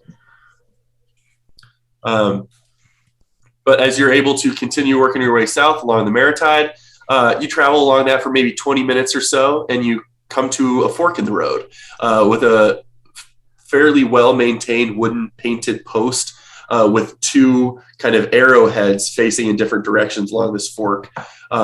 One kind of angles toward Lux Monastery, and one angles a little further into the country, reading Mersenia, a city that you had recently heard someone mention. But you can basically head further into kind of the nation, or kind of Lux, where it's pointing toward Lux Monastery is further along the coastline. We're sticking to the coast, right? Is that what we remember Beck saying was along the Shalin coast An hour Shaylin. Yes, she suggested sticking about an hour south, sticking along the coast. Okay. Passing through the Lux Monastery. Potentially, this current path is at least headed in that direction. It seems. Yo, I wonder if it takes too long to get the flowers and kill some spiders, that maybe we need to stay in the monastery on the way home instead of trying to make it all the way back to the city. Could be a useful detour. I think she said it's just about an hour south, and it's still afternoon. Natural one. Echoes in your brain. I wish we would make it back by nightfall, I think. Sure, and let's just see how long it takes to get the flowers. Could we stop by the monastery anyways, just to see what's inside? How severe of a fork is it in the road? Yeah, that would be. Well, no, we're going towards the monastery. Yes, the fork in the road is putting you on a path. The coastal path is in the loose direction of whatever Lux Monastery is. Okay. The other fork is just Mersenia, which is a notable city in the nation. Which at this moment leads that way, but we don't know how that tends further in the geography. Correct. But certainly the bracket pointing you in the direction of Lux Monastery is aligned with the coastline. We start walking that way. Okay. And as we walk, I will sit. Yeah, I was just going to say, you start to continue along that dirt road, and up ahead, you can start to see a rise in terrain where there seems to be some kind of cluster of buildings set onto a hilltop. But this at this point, the trail also peters off into a more sandy gravel road down toward the actual coastline. And you can kind of tell now that this main path would lead up to Lux Monastery, but sticking along the coast now, you're going to have to make a decision on whether you're hugging the coastline or following the true path. What is our current timeline of how long we've been traveling? You've been traveling for probably 40 minutes. And you probably think that it's not even half an hour further if Beck's directions were accurate. And she was intent on the coastal path, so I think the monastery is on our list, and I think this surprisingly works to our advantage of, let's go get some flowers, hit up the monastery, head to the city, hit up the heap. Yes, tell me. I think we need to assume that the heap might be closed by the time we get back from whatever. So we might be going there tomorrow. In any case, even if we get back tonight. I also would like to add, I want to do the flowers first, but I desperately would like to speak to somebody in the monastery, if possible, today on the way back. Do you know this monastery? I do. Lead with that then. I was building to it. It's the Elvish way to lead, to bury the lead, I believe. So yes, on the way back, if possible, I'd love to stop by. And we're still walking. I don't want us to stop because I'm talking. I, in my research, found that the monster is very important to my mission of why I left the Emerald Forest in general. So where the fuck is it? Just. Yes, I'd love to. It's the sister or the brother of the Noon of Magnus. Yes, not quite. It is the Delta, Elise's younger bro. Oh, there it is. Brother Delta, Lux Monastery, the Dawn's brother. Yes. Oh, this is from when you did book nerd shit. Yes, I believe we were being nerds at the time. How serendipitous. By the way, she said serendipitous, and I did not know what it meant. Do you know what it means now? It's a bit of a one-off, like once in a while, rare. Excellent. Rare. And I write it in a notebook. That reminds me, Willette, I'm going to need your help when we get back to that library. I got sidetracked and couldn't find my science book I wanted. Oh, but you did find that really good novel about your life, which we can cover later. We can talk and walk, but that was clearly about you. I know. We know that already. But it's not accurate. Pretty poorly written biography over there. Yes. But yeah, certainly. I know we can definitely take a stop by the library. Look for some more of those electrifying science books. Perfect. That'd be great. But like after we solve the file, we got a few things to do. Yeah. Continuing down the coastal path. Yeah. So you guys kind of once again are now transitioning off the dirt path on the kind of more grassland territory along the coast, now kind of wading through the sands of the Jalen beaches. And as you continue 20 minutes further or so, you have now passed this kind of rise cliff edge that Lux Monastery sits on.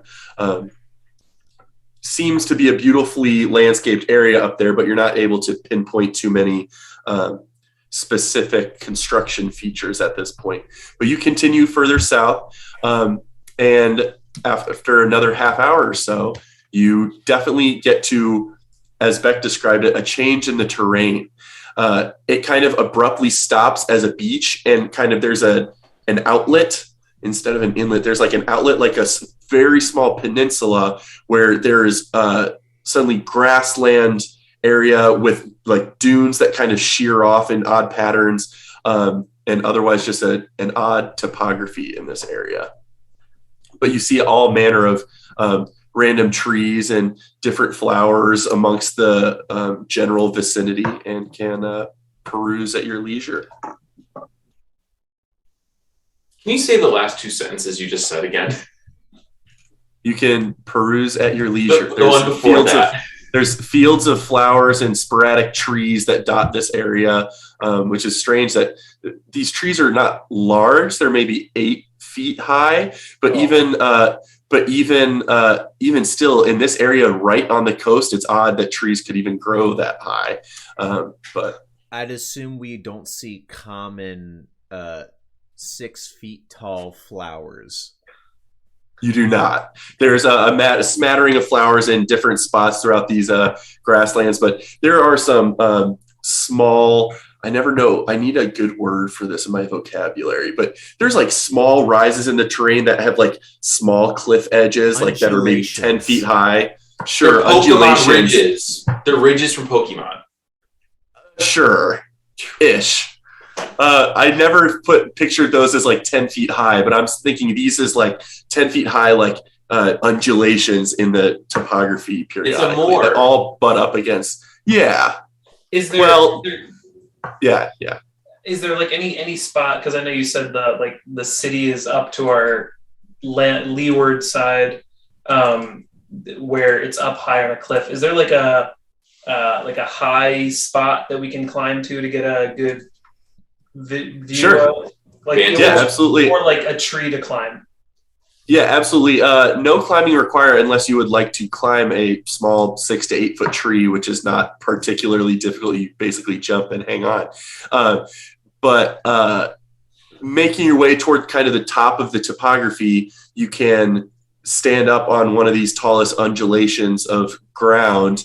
And I'm really focusing on this word now. But as you kind of look out against the Jalen Ocean to the west, and then kind of look down below, there's like gaps of, you could fall 20 feet to the coast, but that's about it. There's just like a varied terrain in this coast that leads way for... I thought you guys went mute for a second. I was saying that, but you guys are good. Okay. Do we see any like smatterings of red flowers and yellow with yellow cores? You can make a perception check, and I would like the 2 members proficient in herbalism to please make a nature check. Let's go. I was going to. Yes, me and Specifically- nature, that +0. Let's fucking go. Well, actually, I think with herbalism, I think you actually get advantage. I kind of forget the rule, I'm but proficient in herbalism, but not in nature. maybe you just get to add your proficiency modifier to it. That's what it is. You're allowed. It helps you identify flora. I think that's correct. So imagine this roll that I'm about to click +2. Beautiful. So 18. Roulette gets a 13%. What's up, Telperion? I want to say I'm specifically looking for areas where there's less shade and maybe less trees, because whatever these ember flowers are, or the ember lotus, I assume that, well, a lotus, Telperion thinks would be kind of closer to water, and also flowers generally don't want as much shade. So I'm specifically scanning for that kind of stuff. Something that Okay, so rather than really an herbalism or nature kit, I'll let you make an investigation because you're kind of looking for a specific type of terrain. Okay. Let's go.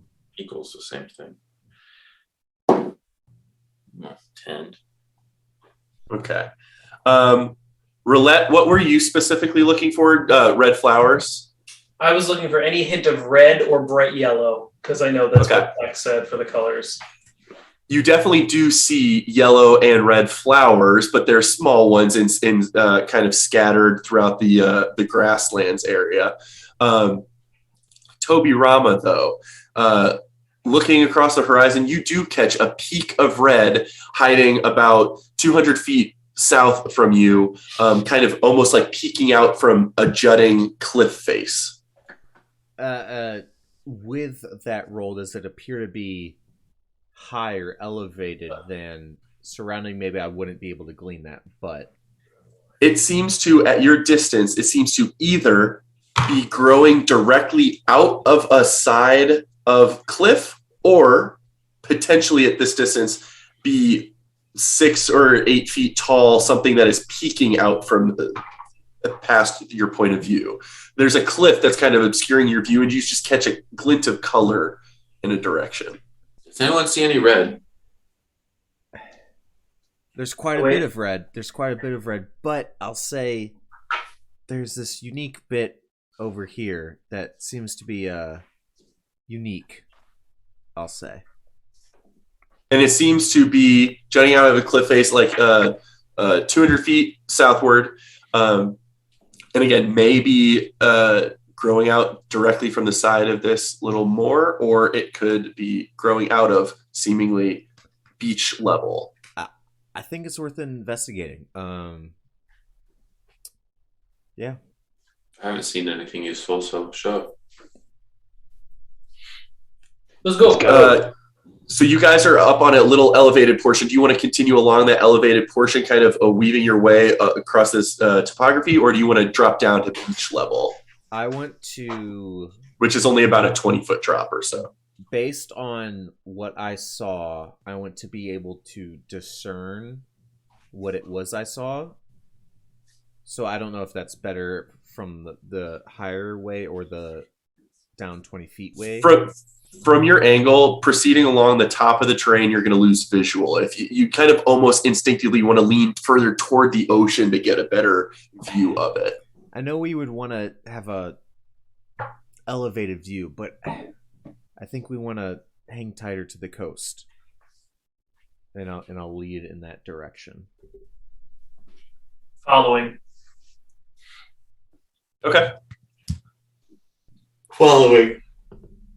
So as you guys kind of dip down a little bit and allow yourselves to kind of get down 20 feet, whether that's a kind of controlled fall, or if you just want to kind of like over the course of the next few minutes find a way down to the coast, you can continue off in that direction. And you do indeed see a very thin, almost bamboo shoot-like stem of a plant that has spines all along it and a large flowering red petal with a bright gold yellow in the center of it. Where is it? It's just like kind of, you guys are just able, it's in front of you. Oh. You're cresting around the side of a cliff face or a moor face, not that tall, but you just see this barely come into view, and it looks fairly clearly identifiably aligned with Beck's description. And is it the stalk of it that's the quote unquote 6 feet high? Yes. The flower is held aloft roughly 6 to 7 feet in the air by this thin, tough bamboo shoot like stem. God damn. So we whack the base and then put the flower in the satchel? That's part of it. We're also keeping an eye out for Vars. Right, but we're just in front of this one right now. Not that I'm not keen on saving a halfling's life. The task did not include saving the life or tracking down Vars. So I'd say step one, we start collecting these flowers. But I know she mentioned something about wasps or spiders or something, so it might be worth it to just kind of keep an eye out for stuff. I take out my glaive. And I'll say, as our first recognition of the supposed Ember Lotus, I will, within a radius of 60 feet, detect undead. Yes. Because I'm worried about a Vars coming to attack us. Okay. Oh my God, that'd be awesome. You take a moment to focus your consciousness and extend it outward to try and sense anything that would be misaligned with your deity's kind of domain. Right. And you do not sense anything. Good. Jerry, Roulette, do you guys have any ideas for the extraction here? Well, I was gonna have Alfie maybe take the lead on this if this poisonous shit could boil our blood. had she also said that she wanted several, or was it just the one she wanted? 3. She specifically asked for 3, but would pay 50 gold per flower harvested. Oh, I was going to say I wanted to save the extra, but that's a lot of gold. That's a pretty copper. Well, I have this glaive, which has reach, and I can, a good reach, capital R, and I could swing at the base, and you only have to worry about it going into our wounds, but I don't have any open wounds right now, so I'm not nervous to swing at it. I feel good about that. Jerry, cool with our plan? Do you want to be involved? I'll just get out of the way in case that thing tries to poison you. I don't want to be poisoned. Fair. I want to... No one has any objection? I will step back and I will gesture Alfie closer. I'm gonna use Kair to like kind of hold the top of it, just get a little tautness, and then I also want to like prevent it from falling over, and then I want to whack my glaive at the base. Okay, make an attack roll. Using your reach with your glaive to stand 10 feet away. I will specifically stay within Roughly. Melee range of Telperion. 18. Okay. It starts to go limp, and you notice your psionic connection will need to amplify to keep it aloft as this thing now wants to fall over, but you have successfully cleaved. Can I just use Kair to guide the flower towards my hand? For sure. And now the entire 5.5 to 6 foot stalk and flower top are now resting. Roulette. Either held partially aloft, or resting on the beach. Alfie is holding open the bag. That is so amazing. I'm just touching. But like the bag is on the ground and Alfie just has one leg like holding it open, so it's like still on the ground, but there's still enough room. There's an opening. I use Kair to grab the root part or the butt part, and then I'll hold the soft flower petals, and then we'll get guided in, the three of them.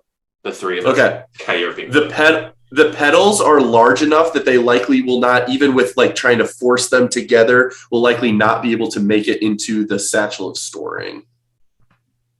But the bamboo shoot is only 3 inches in diameter or so. So it could absolutely Mary Poppins style slide. You wanted thorns passive perception. Do the petals appear to have anything of thorns? Toby's experience lends him to think that the stalk typically has the thorns.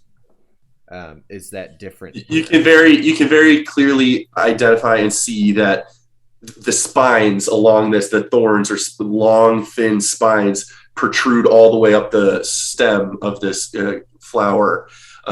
But there do not appear to be any at the flower head. So can I try to I don't know. Fold? Yeah, I want to bring in the petals to like Right, that's what I was suggesting. Out, so I want to bring them together. Well, they're a little tougher at the base, and that's what I was trying to suggest. Is they're very papery thin at the top, but the base is more rigid flower petal material of organic matter that like you can't like quite force it together enough that it's going to fit within the bag. Gotcha. She didn't actually want the petals. She only wanted the stem, the thorn, and the sap. So and the thorns. let's just cut off the head and let the flower float. I'm not opposed. Way. I just cut off the top Smart flower, move. like very as close to the petals as I can. Make an attack roll again. 17 plus 5, 22. Very clean strike with your glaive. As soon as the head is severed, the head just starts to smolder and like little embers start to eat away the flower petals, but nothing else of dangerous note. But over the course of the next 12 or so seconds, the rest of the flower petals will be burned to ash. But you successfully have a roughly 5-foot segment of spiny ember lotus stem. On to the next one. Sure. Everyone make a perception check for me to see if you can see another one in the vicinity. Can I change the flavor of my perception check? Yeah, for sure. What about I'm only paying attention to how it was that the petals and the flower head of the now severed stalk of the flower, how it was behaving, I'll say. As I make a perception check here. How it was behaving in terms of what? I when Telperion cleaved it, there was a clear separation, and now it begins to burn away whatever it is. It's an ember lotus. I am assuming a level of fire, but I'm sure. So to me, I guess that's just suggesting more of a consideration of what the properties of the plant are, rather than surveying your surroundings for another one. Absolutely, and I'm willing to. Okay. Make a general nature check with your +2 because you are proficient in herbalism. Okay, so this roll +2. 12. So 12. Not necessarily any brain blast moments of, right. Oh, that's amazing how that happens and blah, blah, blah. But seemingly some version of flow of sap or whatever fluid makes up this bamboo shoot, that flow to the flower petal almost seemed to be protecting the flower. And as soon as it was cut off from that flow of sap, it lost its ability to protect itself and burnt up in the process. But you're not specifically up to speed on why bioorganically that may have happened. Which in my head maybe only serves to concrete that the sap was more important than the petals or the head of it is like. Essentially, yes. Okay. So just because we're getting long on time, we're on the cusp of a stopping point, like within the next minute or so, if that's okay. Because especially with Telperion's 18 perception, you guys continue along the coast of the beach a little ways further, maybe 5 minutes or so, and you see another one.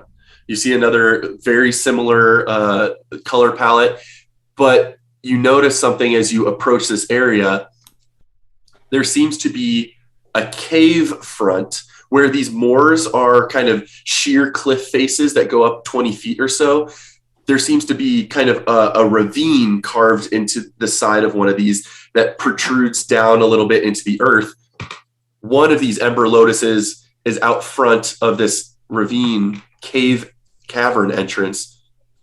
And in addition to that, you notice 2 stone statues of seemingly like armed guards in very professional stances, but looking over to their right. You see a smattering of rubble along the ground, and you see the form of a giant in terms of its normal form, but a giant 4-foot-high spider, frozen, locked into place out of seemingly carved from pure stone, that it just is out front of this cavern entrance. But you have found a second Ember Lotus as you kind of approach that cavern entrance. But that is where I'd like us to pick up next time. And scene.